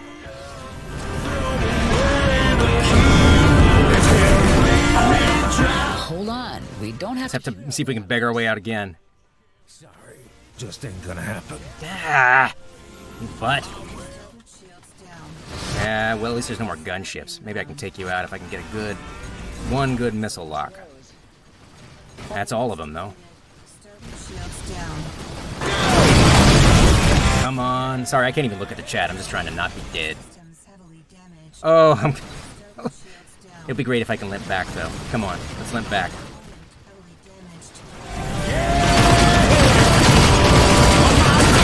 Shields down. Okay, there's got to be somebody on my butt. Can I spin around and get him? Systems critical. Oh, and we're dead. All right, so this is a perfect excuse for us to go back to our last save, which was when we undocked from Denver, and we'll just redock, and let's do some painting.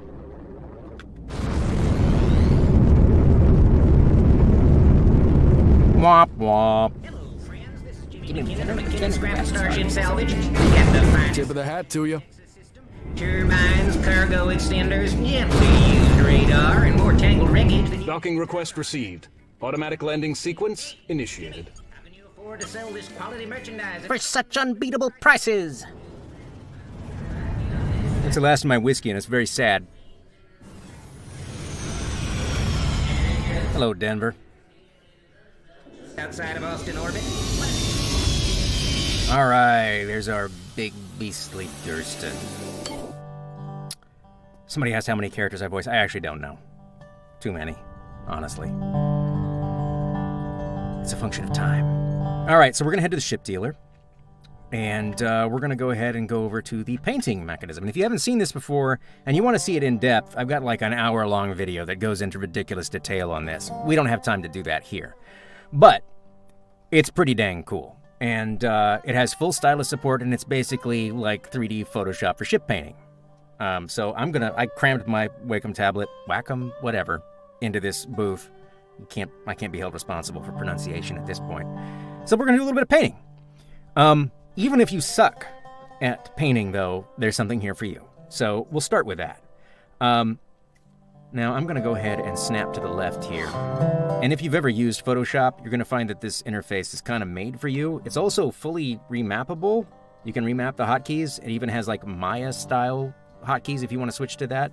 We don't need to mess with that. So there's your standard painting, which is pressure sensitive. You can see that that's pressure sensitive. Let me go ahead and undo that. There's layer support.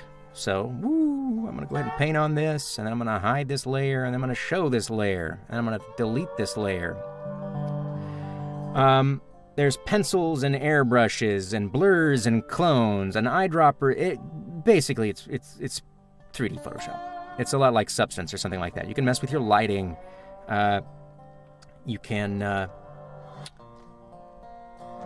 I'm going to show you the cool thing. All right, we're going to start with stencils.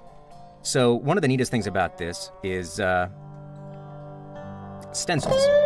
So if you go to this, which is the projection painting tool, and the best way that I can explain this is kind of like ejecting paint from the camera toward your cursor. So it just paints anything it hits, which is a lot different than painting kind of in the UV space of a model. I don't want to get into weird 3D model stuff, but you can, and let's do it.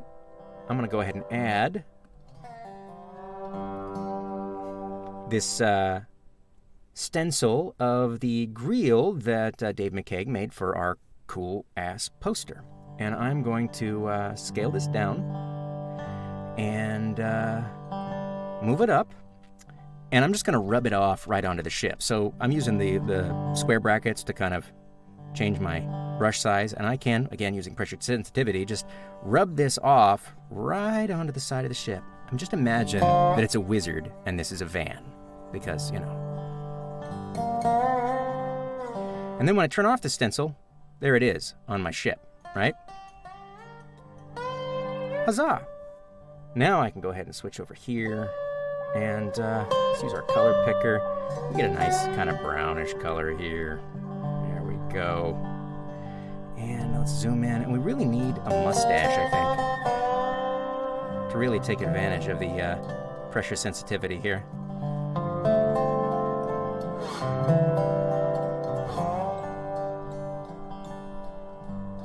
A little more black in that. There we go. Perfect. Perfect. Look at the artistry on display. If I'd been smart enough to do this in a layer, I could have hidden it, and you would be amazed. Alas, you will not be.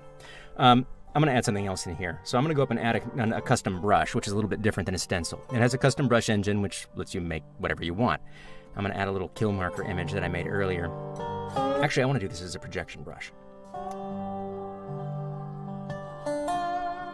But our custom brush engine is extremely full-featured, and you can do a ridiculous amount of things that there's no possible way I could show in this stream. But let's go ahead and set our pen stiffness on this one. Let's go ahead and make this guy big. So if I want to do just kill markers for all the dudes that I killed, I can just stamp them right on there with this little brush I made. Boop. Boop. Actually, I want to make sure that there we go.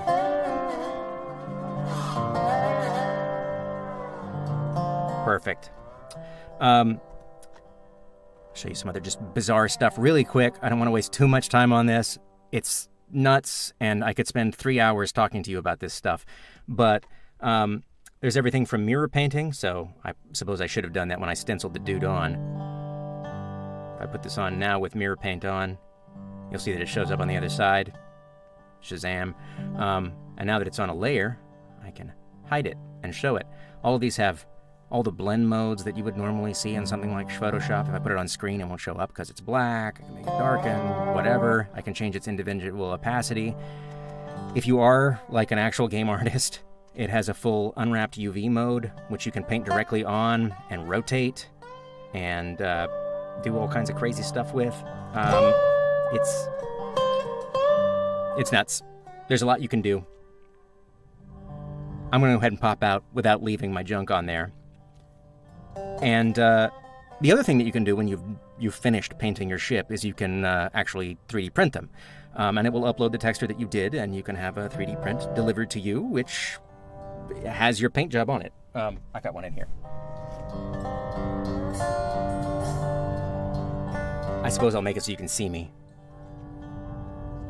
This is enormous, but you can see that it's a 3D print of the Coyote ship, and it's fully textured, and that's the way it comes. So if you were to paint, for instance, the word bandit on the side of this and to make it black, then, you could have that delivered to you, which would not be a terrible idea. I said I was going to change hats, too. I suppose this is the time. Gosh, that thing is hot.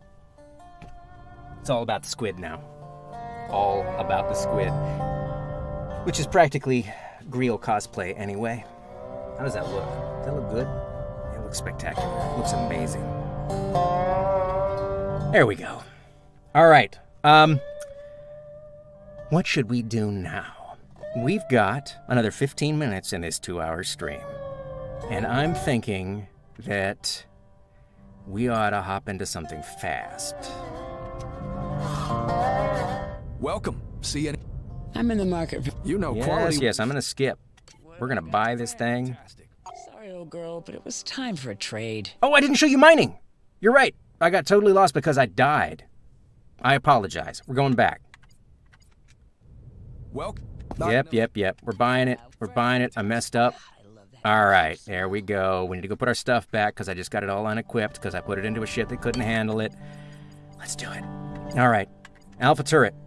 We're going to put that mining turret right back on. It's sitting here in storage because it was uninstalled because the ship I moved to couldn't handle it.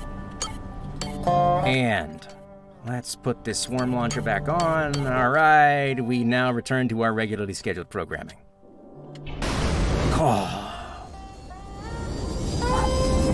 It's too much. Too much. The stress. All right. We're switching back. I see I'm not on the screen. You didn't need to see that anyway. I'm just explaining how I suck. There we go. You get to see the mining. How's things on your end? More whiskey. My wife actually brought whiskey down and put it outside the booth, but I would have to open the door and reach out and get it. And I'm not gonna, just for you. All right. So previously, we set our waypoint here at the Meeker Nebula, where we were going to mine, so I could briefly show you that. And now I'm going to go briefly show you that. How big is this booth? Someone asked. It's not very big. I hope you got insurance. Oh man, who's fighting who here? Yeah, we did. Oh, these are those dudes that we ran into last time. We're just running. We're going to jack our engines up as hot as they will go, and we are getting the heck out of here. We need to see the whiskey. Oh, it's sitting right over there. Are you sure? Are you sure? You're very sure? All right, okay, I'm going to do it. But I have to take all this off to do it. Well, it looks like new. And I don't even mind that these nanobots have invaded my body and are now changing me in terrifying and unknowable ways. Nanobot, who says I've got whiskey. And I'm going to recombobulate myself. The squid is going on. To be truthful, this is not that much cooler than the Hello Kitty. It's also relatively warm. But I have this great whiskey. Again, this is Hibiki Harmony. It's truly spectacular. If the Suntory Whiskey Company would like to send me some free whiskey for advertising their whiskey on this stream, I'm amenable to that. A little more. There we go. Perfect. All right. We're back at it. Let's go mine. But we really do need to switch to country for this. Perfect. There we go. That's much better mining music, don't you think? All right, so we installed a mining scanner. Resources detected. By the way, that voice is also my wife, the fine woman who also brought me the whiskey. And you can see on my radar here, we're in a nebula, so there's a bit of disturbance, that these are asteroids that actually have resources on them. Now I can switch to my turret. Let's go ahead and do this. And if I target at the point where the resources have been detected, it will extract them until they're out. Let's go ahead and hoover that up. This is terrible, terrible iron ore, but if you get diamonds and gold, it's a lot more lucrative. Alright, let's steal all that iron ore. And this is our tracer turret down below. We don't really care about that. Scan one more time. We'll take one more shot at get something decent. But I don't want to spend my whole stream, you know. Also, this is In the Pines, which is a fantastic song to mine to, I think.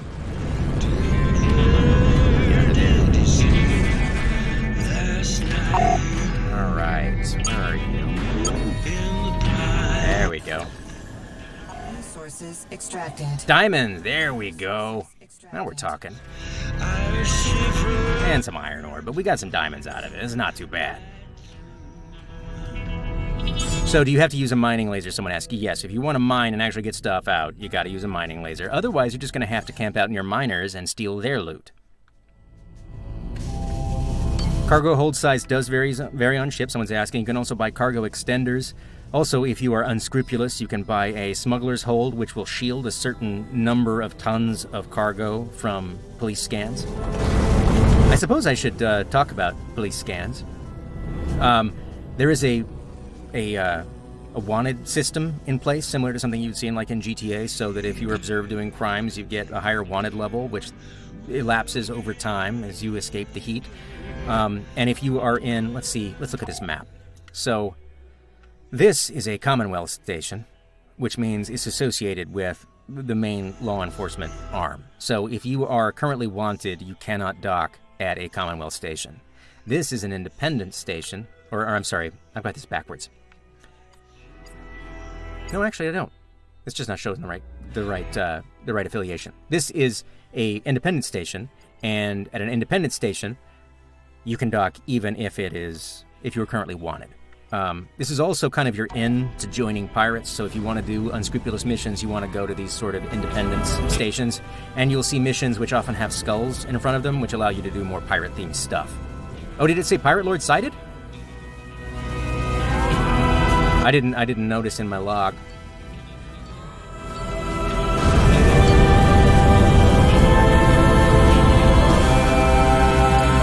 Somebody saw Pirate Lord sighted, so I guess we should go. Let's go to Boulder Tech real quick.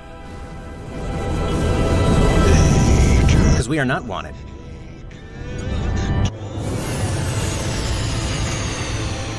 Autopilot disengaged by hostiles. Just what I needed. Oh, they're attacking this merchant. Gaggle of shit. You guys are weak sauce.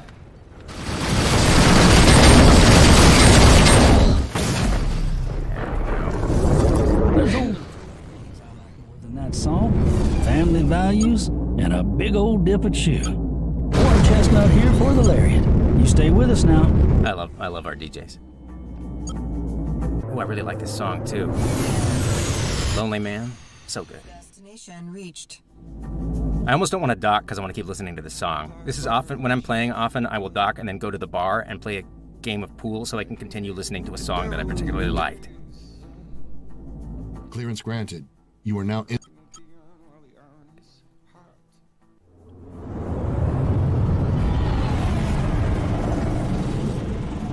And now I can have some of that whiskey. Oh, yeah.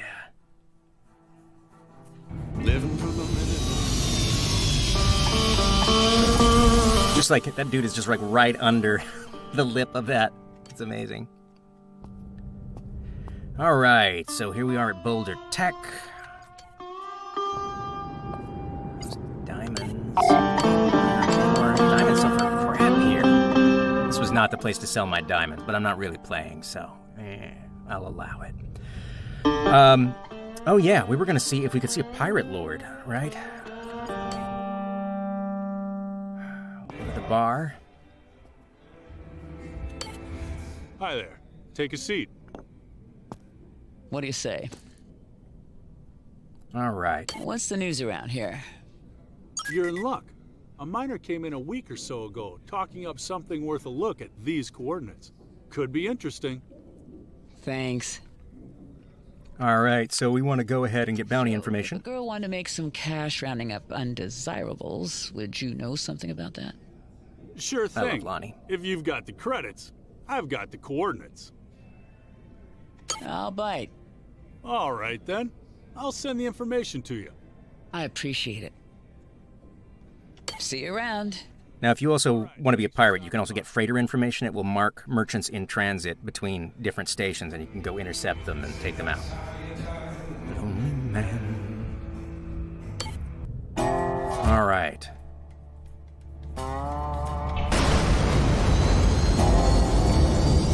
That one's not Richter. That's Steve Schleicher.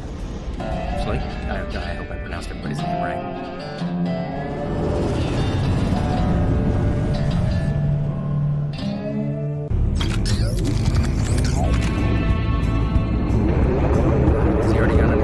Let's go look at our map. No, there's no pirate lord. He must have gone underground already. They are only out for a period of time before they leave. So, he had already elapsed. Unless I'm crazy or there's a bug. I mean, it's always possible there's a bug. This isn't shipped yet, but... Who's my current buddy, by the way? I don't even have a buddy in this little cheeky game that I made. Who's that? Is that a cop? No, that's a prospector. Well, let's just go. What do we got for missions here? Listening posts. All right, so that's going to be like a scan mission. Okay, your closest mission, which is these listening posts. Tip of the hat to you. Tip of the hat to you.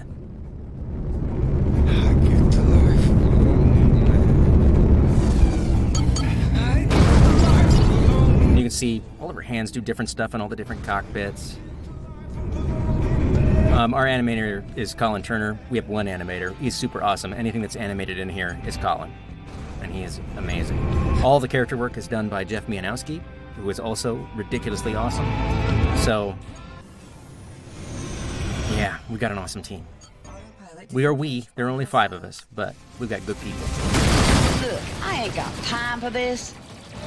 Missile inbound. Shit. Ooh, mines. Magna mines. So this is a scanning various outposts, and they all have kind of like different circumstances around them. And there's magnetic mines around here. Cargo container. There's the dish that I have to scan. And this jackrabbit that is firing missiles at me. Let's go ahead and target him. Missile inbound. This is Warren Chestnut for Subspace 15815. Why don't you looking for a special? Just some friendly advice. You should fly the hell away. Oh, hell with this shit. Good, yeah, fly away. It is actually legitimate to intimidate people. That results in a successful mission in many circumstances. Alright, that's facility scan, but there's all this loot here. Let's blow it up. Real whiskey. Don't mind if I do. Sushi grade starfish. Pure water.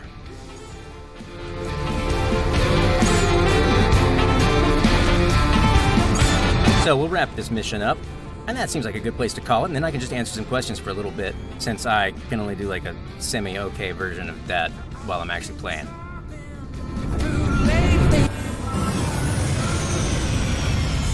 Autopilot disengaged by craft proximity. Ooh, which mission am I looking at?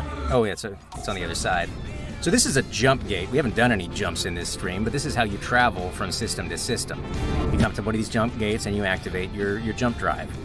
Maybe we'll do that at the end. Let's jump somewhere else at the end. I suppose I ought to say this really quick while we're out here, and it mentions that you could jump to the Montana system. You'll notice that most of these systems are named after states, and they usually have stations that are named after cities in those states. And there's kind of just sort of some expected regional flavor. If you go to Nevada, that's where the casinos are. If you go to Louisiana, there's a lot of, a little more backwoodsy vibe to it. Colorado, of course, we were landing on the snowy Denver, so there's just some sort of implied vibe with the various different solar systems based on the naming scheme that we use. Discouragement, of course, is just discouraging.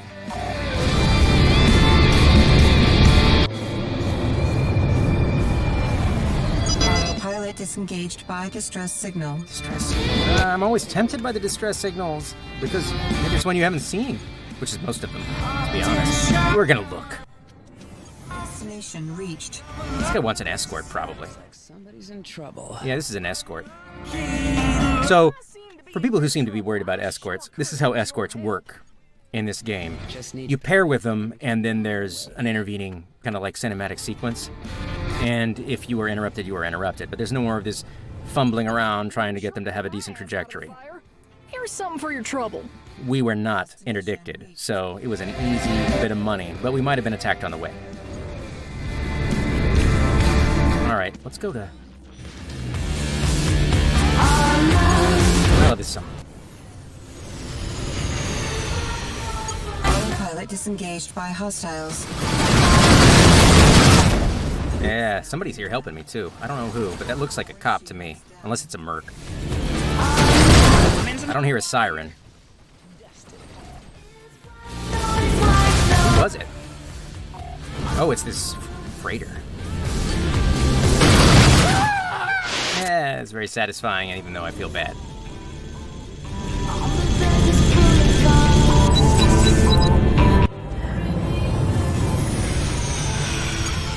You're making a big mistake. I think that you are making a mistake. Gotta be another way to settle this. Up while you're talking about it. I don't have anything to say to you. You made a terrible, terrible decision. I guess there is a bomber here, and my cockpit is getting a tiny bit damaged. We'll just dump a little. Oh, that's because I don't have my power balanced. Missile inbound. All right, all right, all right.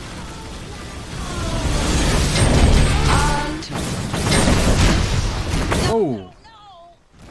That didn't go particularly well. Bounty received. Port shields down. I love it when Juno laughs. It makes me happy. Thank you, Lonnie. Oh, there's one more dude around here. Missile inbound. Oh, I shot those before lock. That was not the best thing to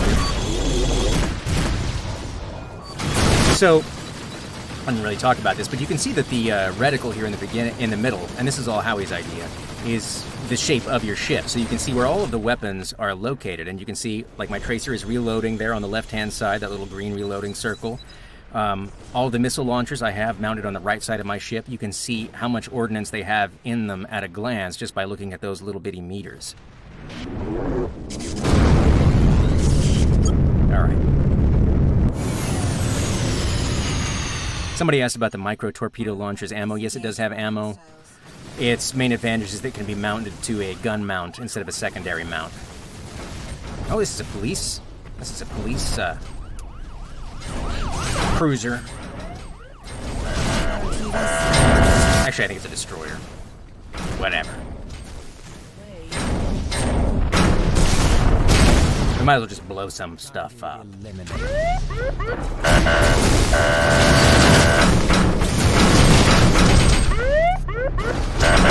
I love the way that the sirens just blare at you. It's so ridiculous.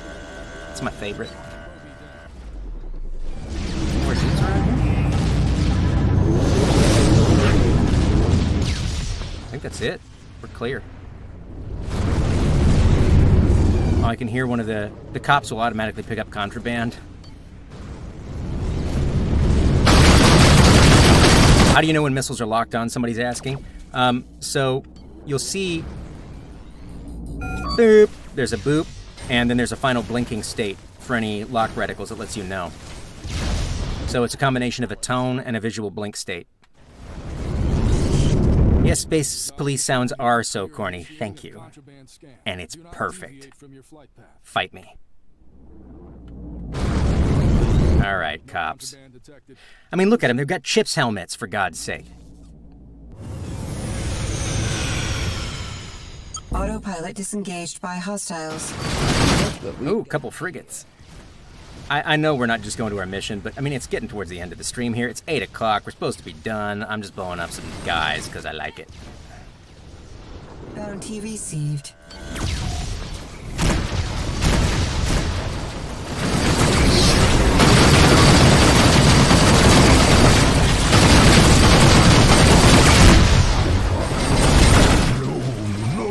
No! Boom! Yeah. Gods greet me! They do greet you. That's a kill. That's Carson Beck there, playing that cop. Awesome VO actor. Hell with. Bounty received. That VO actor was less awesome. I think we're clear. Yep, everybody's gone. But there's a bounty detected somewhere, well, obviously. You can see a bunch of them. All right, there's that listening post. Are we actually gonna... No, that's one we already did. You can tell because it's gray. I'm obviously sparking a little bit, too, and I don't have a repair droid. Oh, Bountiful. Somebody's asking about Bountiful Vista. So there is a base that you can buy an outfit, and there's a whole series of missions that outfit that base, and then it gives you some passive revenue, and it's a little goofy, and it's fun, but we're not going to do it in this stream. We can't even barely touch anything in this 2-hour stream.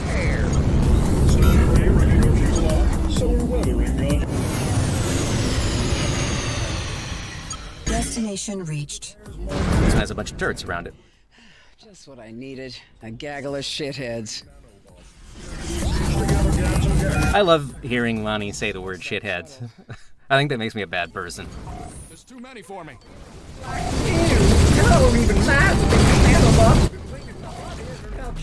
So, the number of VO sessions that I have done, and the number of times that the word just shit appears by itself in the script and needs to be said with a different inflection is frankly ludicrous. The word shit as a single line has been recorded so many times by so many actors with so many different inflections. No, this is like the shit when you're driving over the cliff and you're holding onto the steering wheel like really hard. No, this is just the exhausted shit like it's the end of the day. Shit. This is why this stream is rated mature. No! Look what we got here. I accidentally hit the back button. Juicy.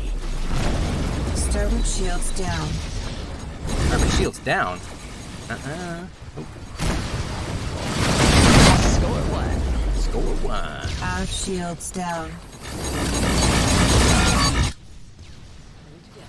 Hold together. It's okay if we blow up again. It's a good way to end the stream, right? And then we got to give away some stuff. I said we were going to give away more stuff, so we're going to give away more stuff. I swear. Forward shields down. Somebody asked if I built a booth myself. No, this is a Studio Bricks booth. I ordered it from Spain? Spain. Opponent heavily damaged. Oh no, things are going very badly. I'm really not paying any attention now either. So let's just double down on that. Missile inbound. Perfect. Now, little mammal. Boom.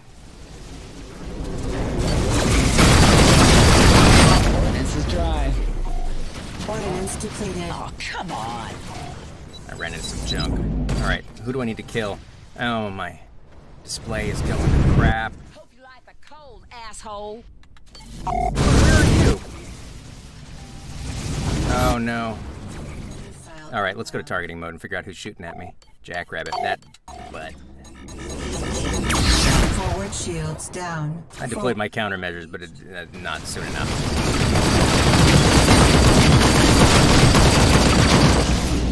Oh, my poor maneuvering jets. Come on. Yeah, we did ice him. Alright, let's go scan this stupid dish. Stop shooting at me.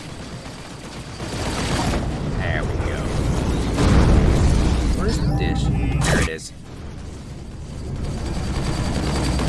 You can hear my tracer turret working away there on the bottom.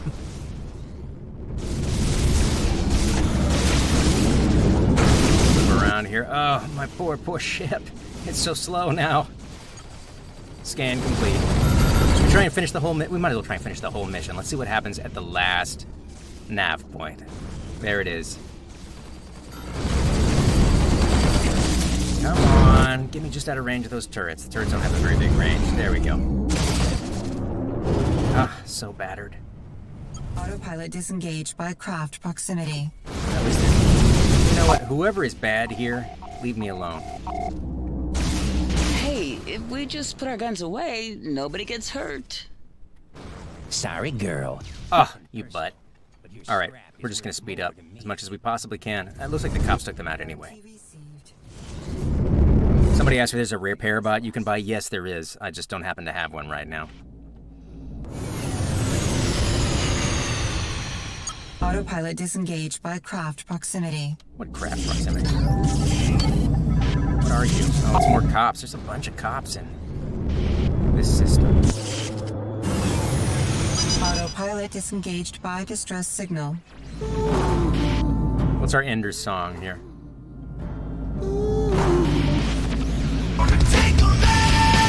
I do like this song. Destination reached. All right, our last thing. Is there nobody around? Are they going to show up? If nobody's around, somebody's bound to show up, right?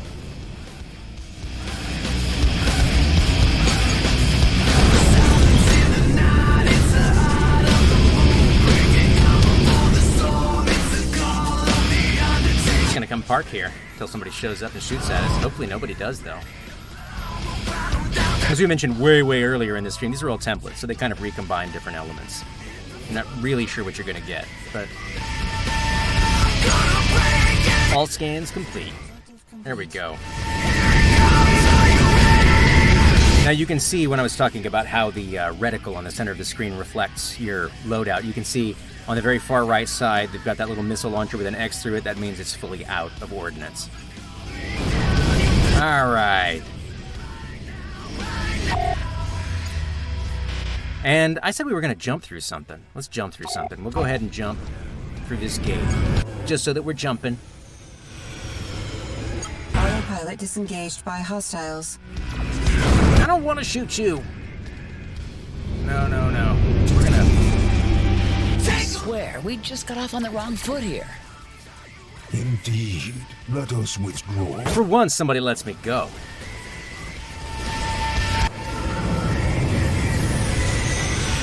All right, let's jump. And jump to New Mexico.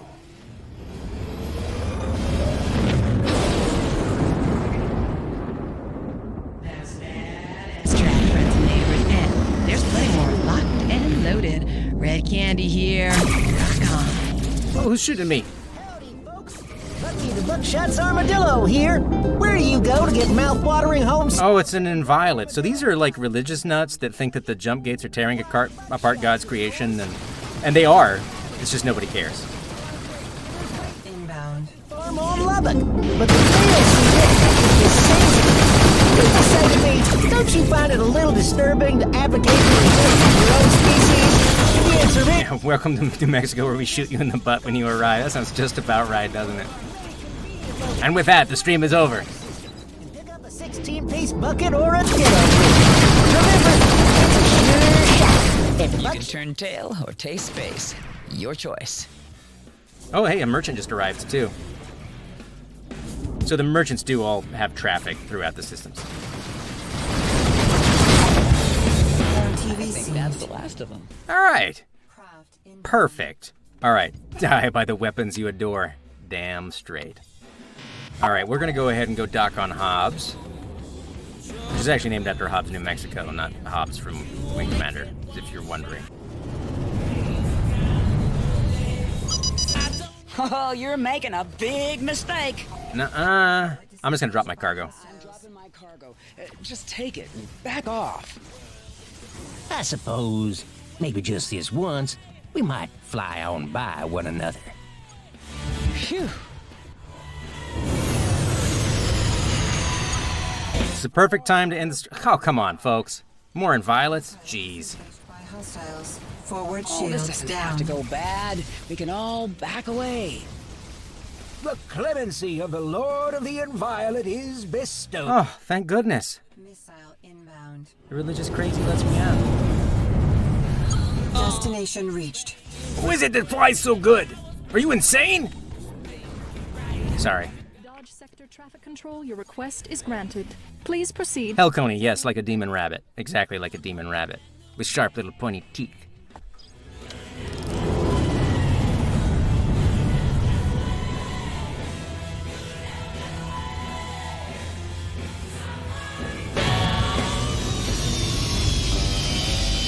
Love that Durston. Look at that mining laser just parked there on top.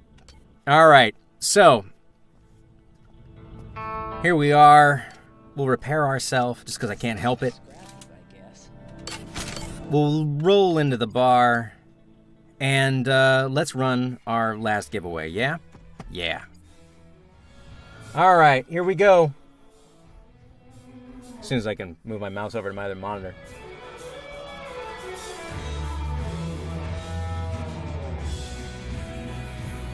And there it goes. Announces run. Type loot. Rack 'em up. So this first one is going to be for a Buckshots shirt.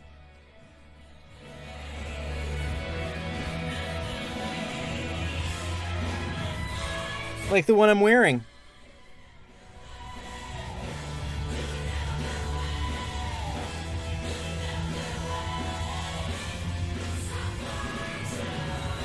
$72 entries.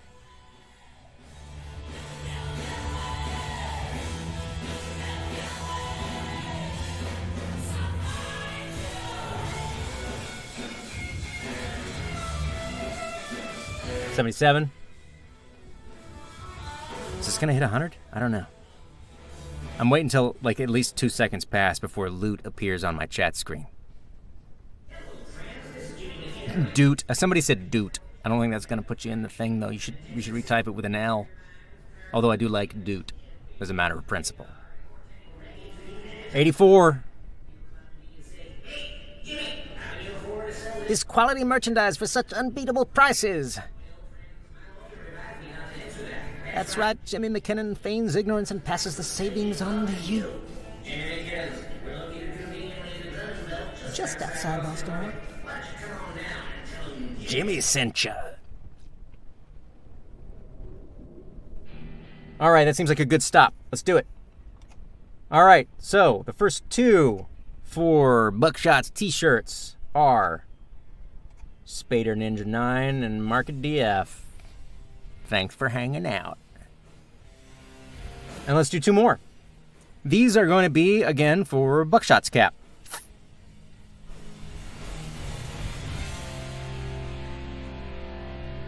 Armadillo Tank and Dark X Gladiator.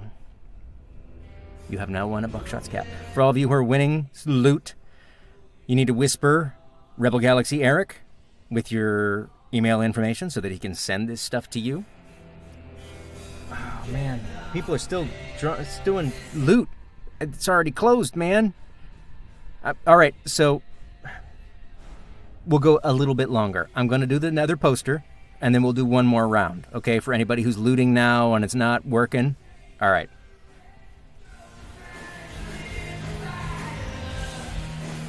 All right. A. Johnston, 1439, and Iceberg. Hi, Iceberg. This is going to be a Coyote poster, a blueprint poster. It's fabulous. It's too large for anything in your house, so you're probably going to roll it up and put it in a corner, but that's okay. All right. I'm going to close out this one, and then I'm going to create a new giveaway, and we're going to do one more round because there was so much pound loot coming through after the fact. It's dealer's choice, though. It's whatever the hell I want to give away.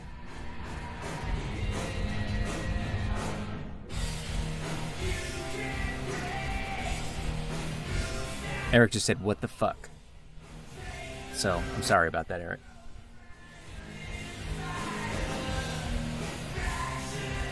But we had 25 entries within like 5 seconds.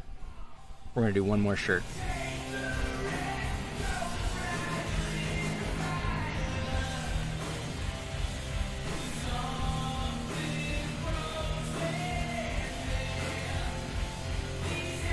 I'm going to call it in 10, 9, 8, 7, 6, 5, 4, 3, 2, 1.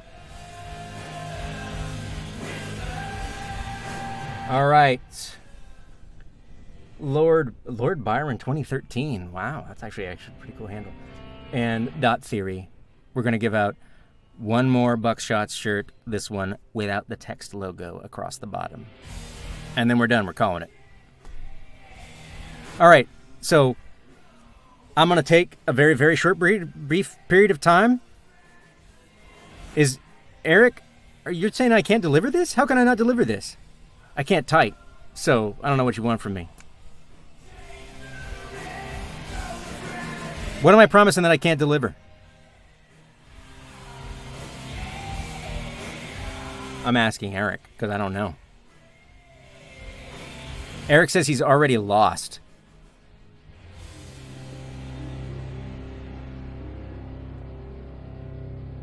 All right, so I'm gonna try and clean this up. If you were selected for giveaways and you have no idea what the hell is up, I need you to whisper Eric right now. Sorry, Eric. I had to be on a camera for 2 hours and I'm sweating like a pig and I'm not wearing any pants, so.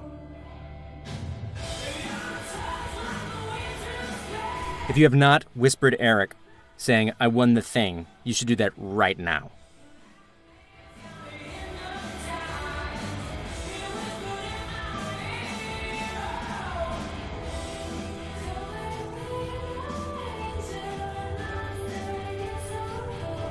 R.I.P. Eric's whispered. Everybody just said random things. I said the names out, man. So.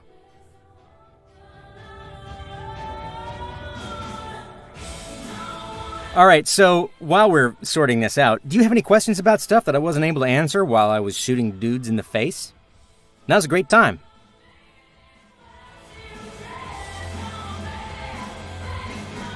The pants giveaway. If there's not going to be a pants giveaway, you can't have my pants. I need them back. Somebody asked if the original Rebel Galaxy is done. Yes, it is done. I'm not going back to it. It's been a long time. I can't even stand to look at it anymore. We're not going to be doing DLC or additions to it. I mean, there's only 5 of us. We can only really do one thing at a time, honestly.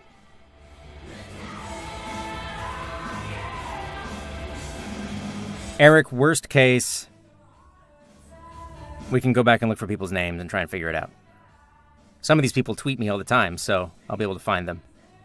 Somebody asked why I look like Tony Hawk. I think that you are blind, because I don't think I look anything like Tony Hawk.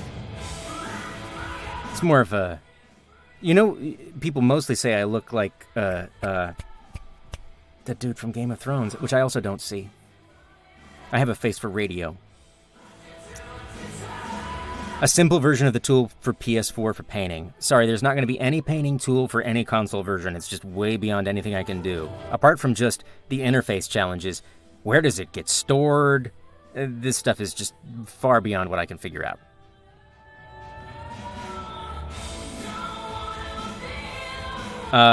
Somebody's asking about early streaming. Yes, our plan is to do early streaming. It's slightly more complicated, but because we're launching on a new platform, and we have to figure out how to make that work, because we have a DRM-free game, but that is the plan. We're just trying to figure out how to do it. Favorite feature of RGO?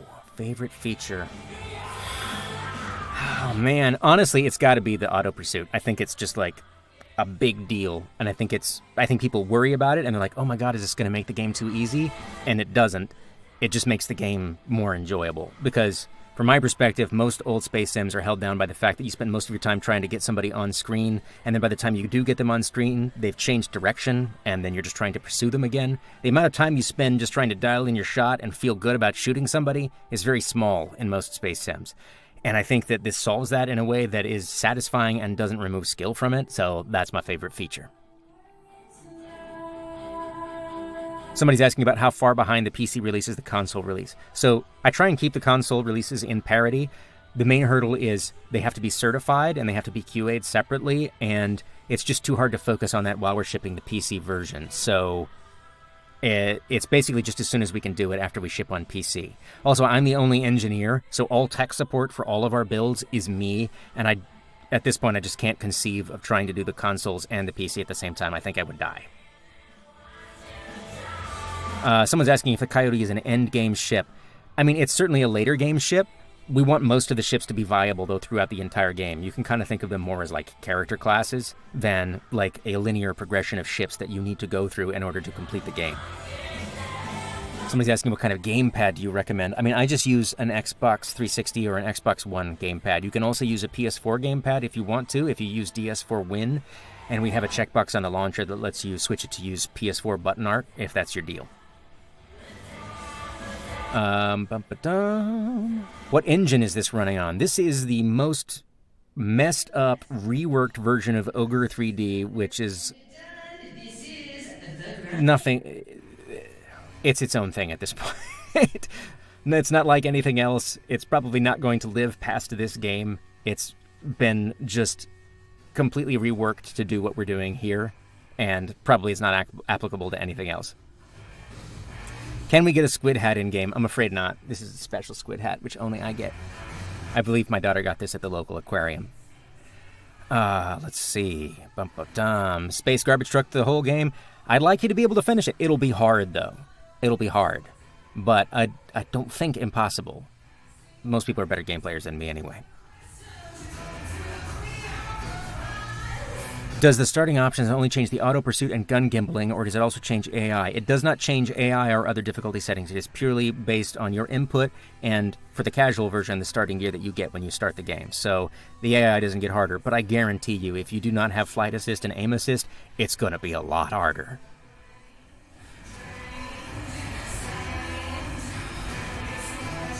Will pirates have their own special ships? The pirates all have their own special ships. Each different faction of pirates has their own cool ships that Howie made for them. Will this have ultra-wide support? Yes, it does. Eric plays an ultra-wide. Is it an evolved version of the Torchlight engine? It's not really the Torchlight engine. It's more the Ogre engine. It has some bits of the other thing, but it really doesn't resemble anything else at this point. It made massive transitions in any number of ways, from 64-bit precision for the exterior stuff to the fact that it's all PBR-based rendering at this point. It just doesn't resemble it at all anymore.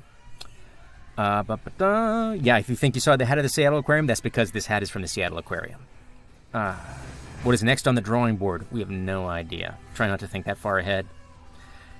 FOV slider and ultra-wide support. There is no FOV slider, but there is ultra-wide support.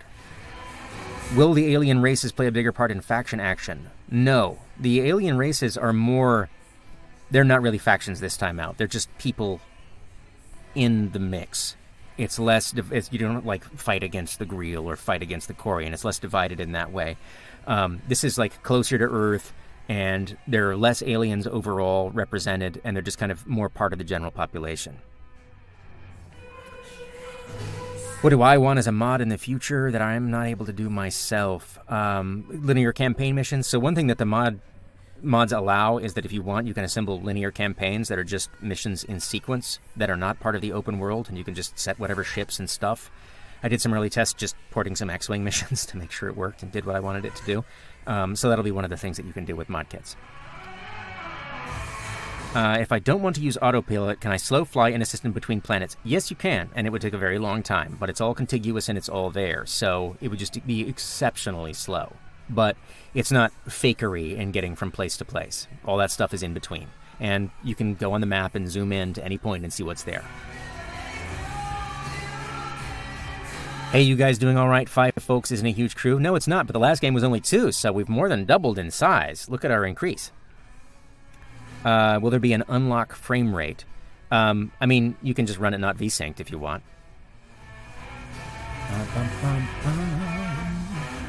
Death Star Trench Run, God knows. I have no idea if you could pull that off. Many quiet moments in game are just non-stop action. We kind of let you have your quiet moments. So that's why we have things like being able to play arcade games and pool and dice poker and to be able to do things like mining and trading. We want you to be able to just chill and do other stuff and then have that punctuated by action based on what you feel like doing at the time. And honestly, I think the soundtrack really figures in very well to that, because it kind of sets the mood for what you're doing, and the number of times that I have chosen what I am going to do right now based on the soundtrack is actually relatively high.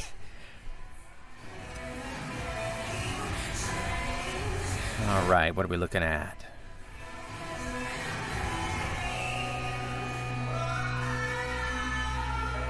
Say you want to put the Coca-Cola Bears Santa on the side of a curtain spacebuck for a gag. Will that get flagged at print as a no-no due to copyright?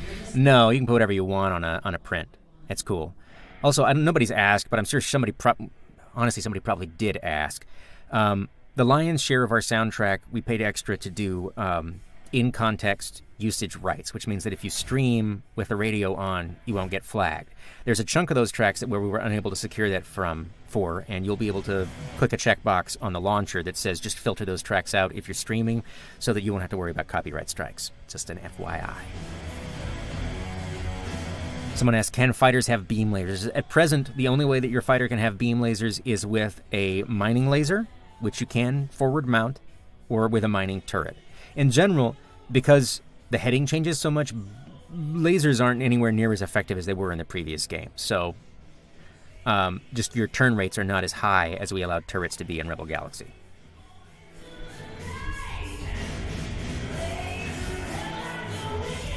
When damaged in battle, will you be able to lose equipment completely, or it'll always be repelled? No, it can get completely blown off.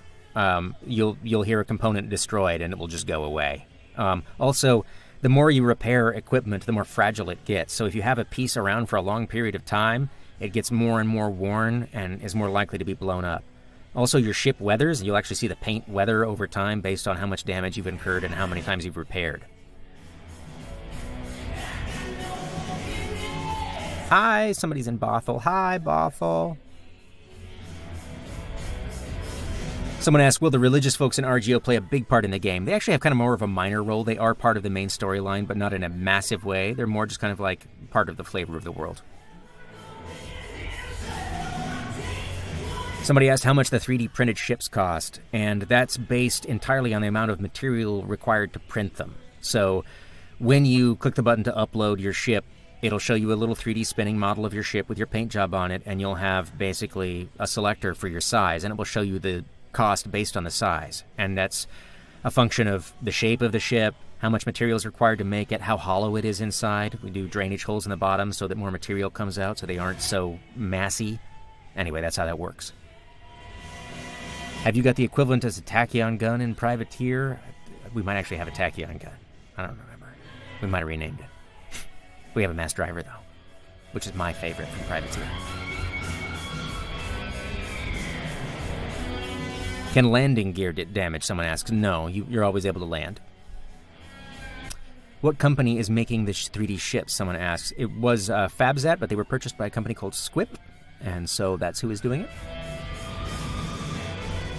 Or they were renamed to Squip after they were purchased. I'm not exactly sure how that works out. The Coyote model, somebody's asking how much the gigantic Coyote model from earlier costs. I don't actually know because we didn't get it through them. We got it through someone else. It would be a significant amount of money, more than $100. You know, more like 200 or something. I don't know. It would be, you know, if you get something that's like the size of the palm of your hand, you're looking at more like, you know, $40, $50, 40 to 60. It really depends a lot on the mass. The big jobby, that's a lot of material.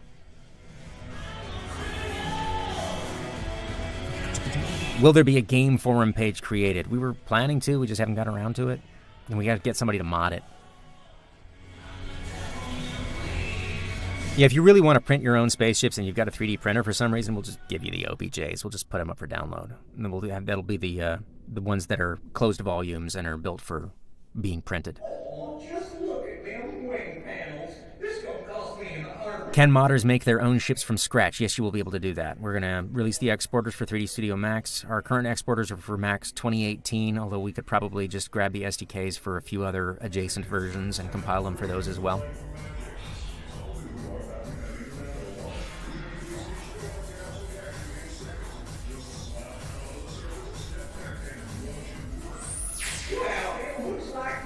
Anything I don't want modded into the game, I don't care. It's mods, whatever. As long as I don't have to moderate it, I'm good.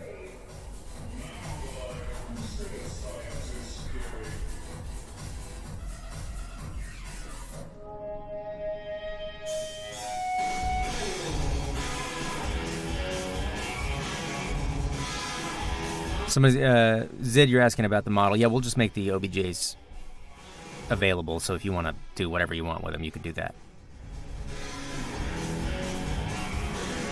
Somebody's asking about where the mods will be uploaded. When we initially release it, it's not like we're going to have some mod repository. It's just going to be whatever.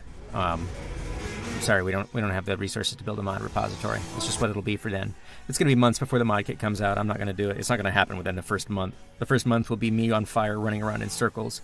Then we've got to get those console versions out, and I'll probably be working on it adjacent to that, you know. And then it'll be as soon as I can make it happen. The long term, the Epic Store is planning to have mod support, so eventually there will be some way to do that. I just don't know what it is yet. Somebody's asking how big, expensive the DLC packages we're planning. We're not going to do any pay DLC. We're going to release some free stuff over the following year. We want to do some spaceships, some buddy characters, some side missions, but we have no plans to do paid DLC. Everything we put out will just be free. Somebody's asking about VR support again. We're not going to do VR support. There's a couple reasons for that. One, it makes me sick. Two, most of the game modes don't function well in VR. Things like pool and conversations. It's just, you just end up making a totally different game.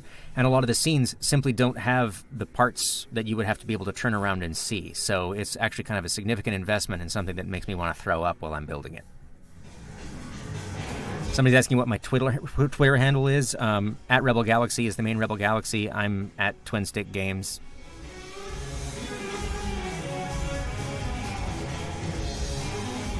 Somebody's asking about if the mod tools allow total conversions. Yes, you can do whatever the hell you want. If you've seen some of our April Fools videos, you'll see why. You can change solar systems, planets, characters, conversations, ships, components, missions, everything. Somebody's asking if we're going to do like a Patreon for DLC. No, we don't need any like supplements for it. You know, we'll live on selling the game. No worries. Somebody asked whether this game will be coming out before Star Citizen. I assume so. I'm fairly certain. I don't mean that in a mean way, but...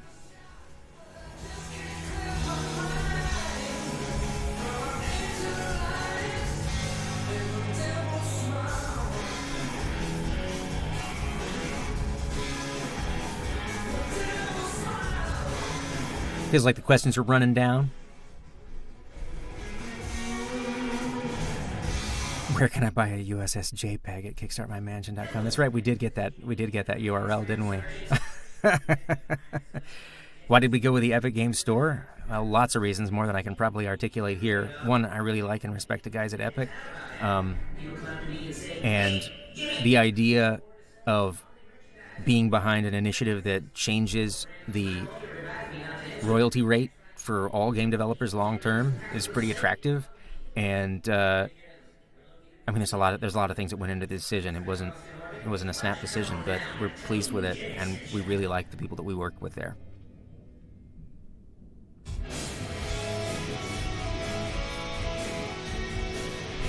Somebody asked about assuming there will be systems to travel to. So you probably came in late on the stream, but there are 39 systems, and it doesn't take time to travel between them. You go to a jump gate and you jump, and it's an instantaneous transition. Travel time in this, unless you want it to exist, is relatively brief. You can travel in a slower way at sublight within a system, but that's optional. When will the MMO DLC come out? I am never making an MMO for the rest of my life. I can guarantee it. I really don't want to operate a service. Yes, my hat is fabulous. You're welcome. How easy is it to make a custom ship with the mod tools? I mean, it really just gets down to, how capable are you at 3D modeling? Because 3D modeling is the main aspect of it. Actually outfitting the ship is not difficult. We'll be releasing our editing tools, which let you place hard points and engines and where the pilot sits inside of the cockpit and that kind of stuff. That's not actually very difficult to do. Neither is the data file that lets you specify things like your turn rate and your base afterburner and yada, yada, yada. That's not very complicated. It's really just down to the model. Can you make a 3D model? And if the answer to that is yes, then it's not that big of a deal to add a ship. Will there be achievements trophies? So at some point here, relatively soonish, I don't know what the roadmap is, the Epic Store will have achievements and we'll implement them at that point. And then when it comes out on Steam later, and obviously on PS4 and Switch, we'll have achievements. Will there be support for Blender for the mod tools? No, there will not. I'm not planning to make a Blender plugin.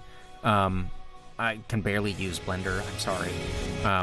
It's just not in the cards. Any ships in the game that are basically a big gun? Not exactly. Not really. There's lots of well-armed ships, but in terms of ship customization, will we be able to alter things like HUD lights, weapon colors, similar to Elite Dangerous? Not as part of like the game itself. If you want to mod that, yes, but there's not like HUD sliders. They're all manufacturer specific for the ship, and we're not customizing in-game to that level.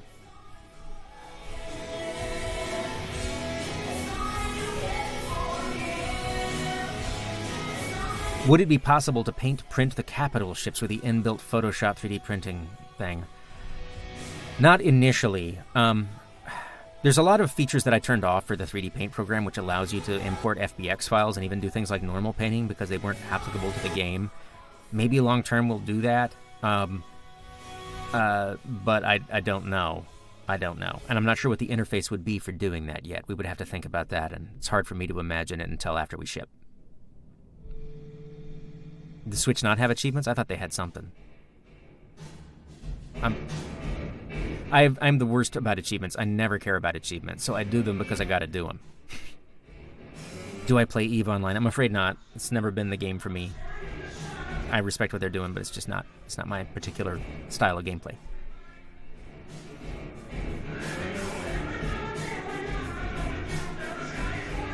Are there cutscenes in the game? I mean, there's cutscenes in this. There's the intro cutscene, which is fully animated by Titmouse, and the only other cutscenes are all conversation and like in-flight cutscenes, which are back and forths of dialogue. So there's not like any other big cinematic cutscenes that are going to show up later.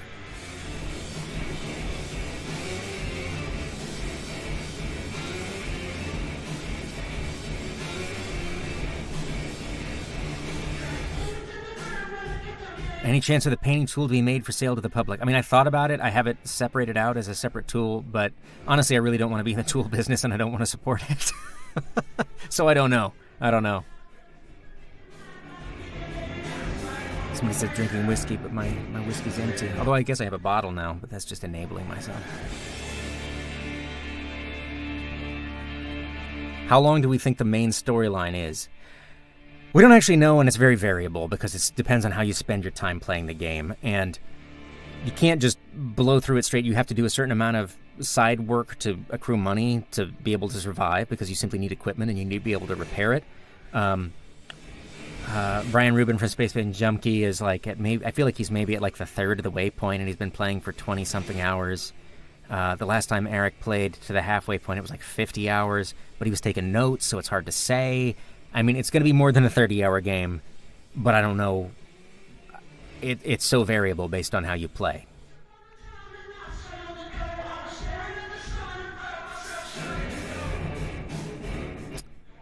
What will we make? Someone asked what we will make next. We really don't know. Can we be space truckers? Yes, you can be space truckers. In fact, you can fly around in your space semi and haul stuff and mine stuff and listen to country on the radio and stare at your picture of, Bart Reynolds on the wall. Does the game simply end, or can you continue playing? You continue playing. So there is a story end, and after the story end, you're just back in the game, and you can just keep doing what you were doing.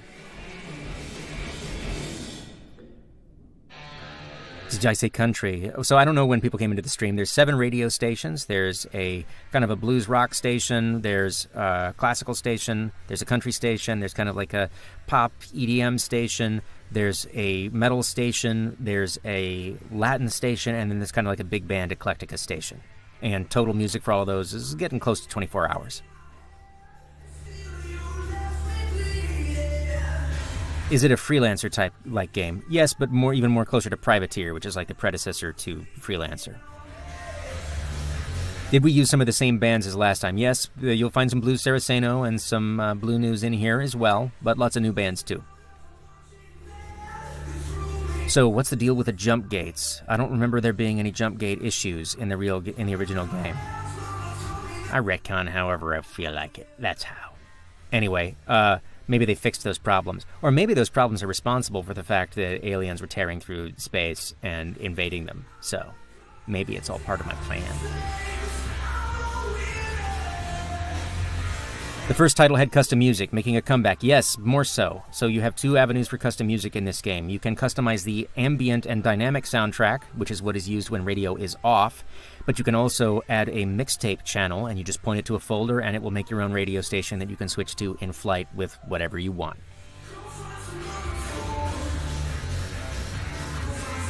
Can you bebop like a cowboy? Well, there is a station called Backbeat, whose call letters are SBBP, which has big band and kind of Dick Dale surf kind of stuff, and like 5, 6, 7, 8 sort of music.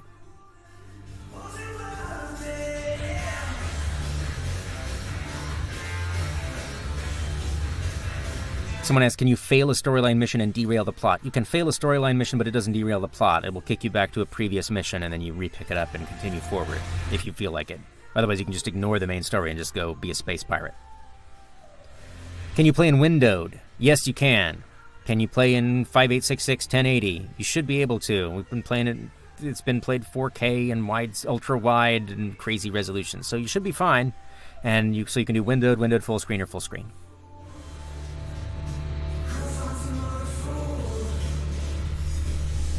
Can we have sirens on our ships? Well, I guess you could mod them in.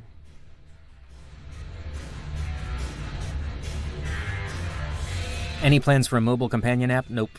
Nope. Again, I'm the only engineer.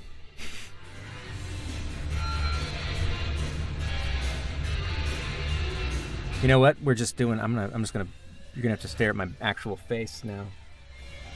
There we go. We're not really doing anything but listening to music. Hi, everybody.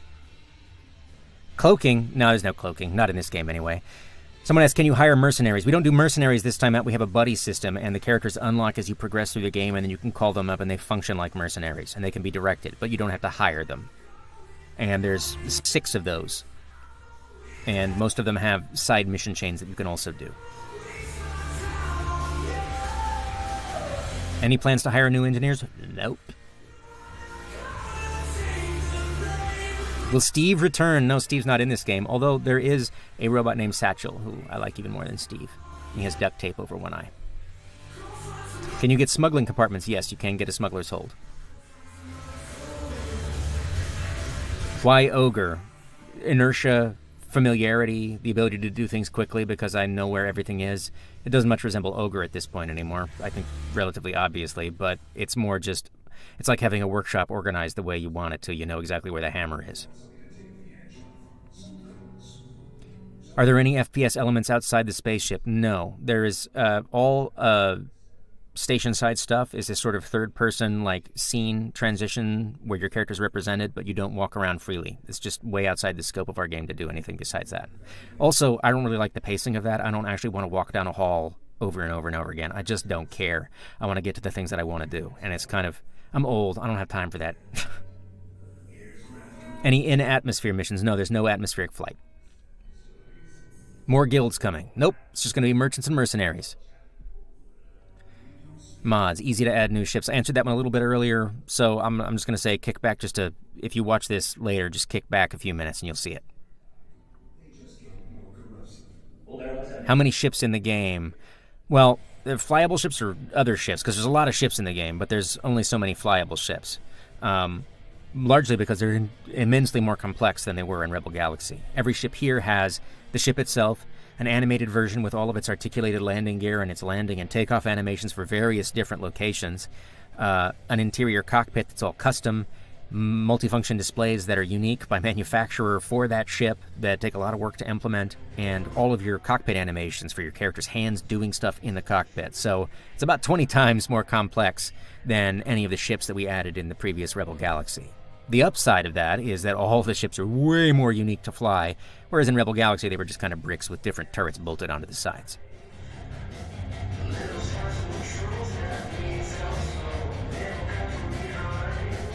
250 ships. How are you just saying nasty stuff? 250 ships? Make sure you qualify that into, like, paint job variants and all the other stuff. Any anti-cap ship torps that take ages to lock but kill it in one shot? I don't think there's any one-shot cap ship killers. Just dumbfires, and dumbfires is probably going to be your biggest cap ship threat.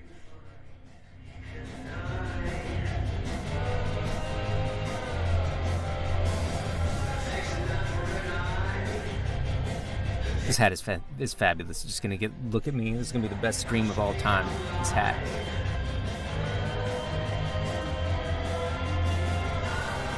So some of the ships will only be available in Bountiful Vista after you complete the mission to add your custom ship dealer garage. Bountiful Vista is located in the Eureka system, and it's an old mining prospect that didn't pan out. And there's a robot that's been trying to sell it for like 100 years, and you can buy it. And once you do, he has lots of ideas about how to upgrade the base. So as you upgrade it, there are some benefits that you get from that. You get, a few unique equipment variants in the equipment bay that you install there. There are ship variants that you'll be able to get there. You get passive income from a bar once you add a bar, that kind of thing.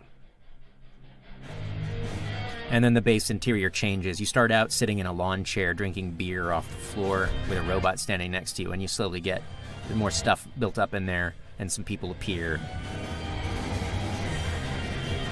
Someone asked, can you own multiple ships concurrently? No, you cannot. We just never figured out a way that felt okay to manage that. Where's my ship? Is it like 10 solar systems away? But there's no cash penalty. There's no off-the-lot depreciation for your ships. So if you want to try one out, it's not a financial hit to try it out and then kick back. Can you find equipment during battle? Mostly we don't do equipment during battle. We really do. It's mostly resources that you can then sell. You get equipment from games of chance and from pool, but not from like crates floating around. Hey, don't change the dial, ladies and gents. Red Candy here, and I've got a shitload of great music coming your way. This is The Grinder. Is Susan Dalian again? She's awesome. Will there be major threats in the universe like the Borg from Star Trek? No, there are not. This game there's kind of some big stuff going on above you, but for the most part, you don't care about it. This is more like Chinatown, where, these people are doing this stuff, but you're focused on this kind of lower. You're focused on your own problems. It's not about saving the world or saving the universe or a big alien invasion. It just does not care about any of that. So it might not go the places that you expect it to go story-wise.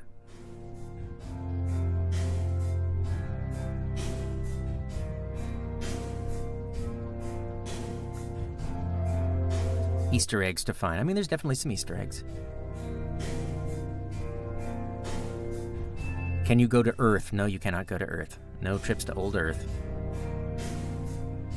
If there's a trade-in penalty on damage, yes, it does. If you are selling a ship that is damaged in the power core, you'll lose a little bit. But because most of the damage is done to components that are transferred to the ship, it doesn't actually matter, because it will just move the damaged components to the new ship. Will there be a way to save different equipment loadouts? Nope. No, they're not doing like equipment templates. When did we start working on this game? I feel like it was maybe a year after Rebel Galaxy. We were going to do a totally different game first. The 6 months after it were like recovery and getting out console versions and just trying to be alive. And then we were working on a game that was called 10,000 Monsters, which was a physics-based pinball dice RPG with figurines, which is where the 3D painting tool actually came in. And then somewhere during the development of that, I was just like, it would be really cool. You know what? I'm not as fed up with Rebel Galaxy anymore. It would be cool to be able to fly a fighter and a cap ship. So for a brief period of time, what became Rebel Galaxy Outlaw was cap ship and fighter flight, and you could switch between the two. But ultimately, it was too annoying, because for the capship combat to be satisfying, there needed to be that kind of planar element where you could line up with people for doing broadsides, which made the fighter combat feel weird, because all of the capships were, it becomes very apparent how that's distributed. And then the other problem is that once you introduce a story, it's very strange for you to be the captain of a giant spaceship and also a fighter, and resolving that and having anything that isn't totally abstracted just felt wrong. So instead we just did straight up cockpit stuff again. Because we kind of wanted to do that last time, but there was all these other cockpit games coming out and we didn't want to compete with them. But none of them are really doing what we're doing, so yeah.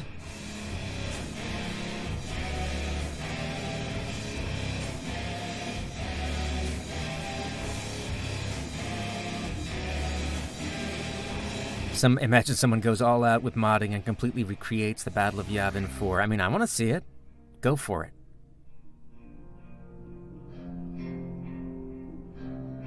Can you repair the components from wear and tear damage?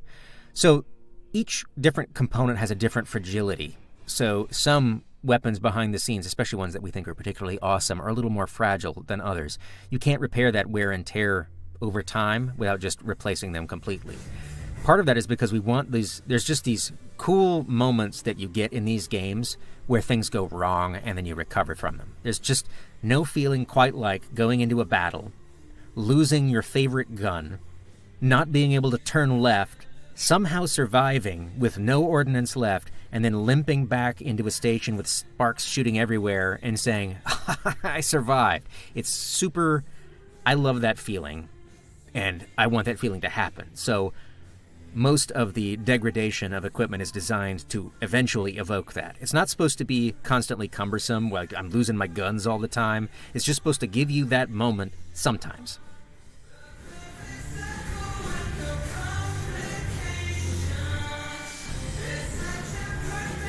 Can you find rare exotic components? So the only really rare, there's some stuff that you get as part of missions that is specific, that can't be replaced, but also doesn't degrade. And is not fragile, so it can't be destroyed. I don't really want to mess with that in this stream.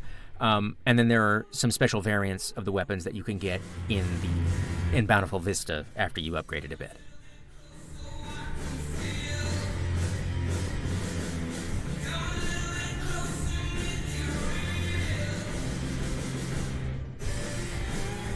I'm going on vacation on Wednesday and I have a long-ass flight. Can you recommend a good space sci-fi book for me to read? Oh, man. All the stuff I read, I have to read out loud these days. Maybe Howie's got a... So yeah, Howie says, "We are Bob." Read that.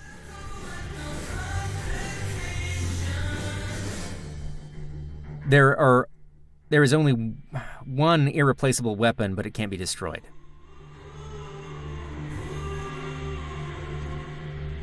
What is the most playable game in this genre right now? I mean, I would assume that it's probably Elite Dangerous. I mean, in the broad sense of the genre, they are heading in a very different direction than we are, obviously. But they've got just a very tasty flight model. It's really enjoyable to fly around in Elite Dangerous.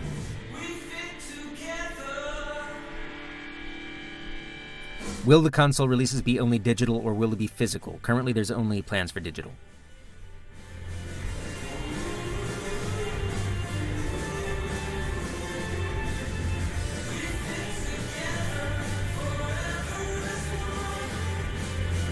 And folks, it's getting close to 9, so we probably ought to wrap this up. So we'll take the last couple questions. Thank you all. And we'll sign off for the night. We went an hour over. That's a good overlap, right? How confident are you that someone who completely sucks at playing FPS with a gamepad would still be able to do very well in this game with a gamepad? I think you're going to be okay. I think that the auto pursuit trigger is kind of a big deal and makes this game playable for almost anyone. That doesn't mean you won't initially have like some adjustment as you try and figure it out, but I think it's kind of a game-changing thing. I don't want to oversell it, but I think it's really actually really important and works. I guess we'll see.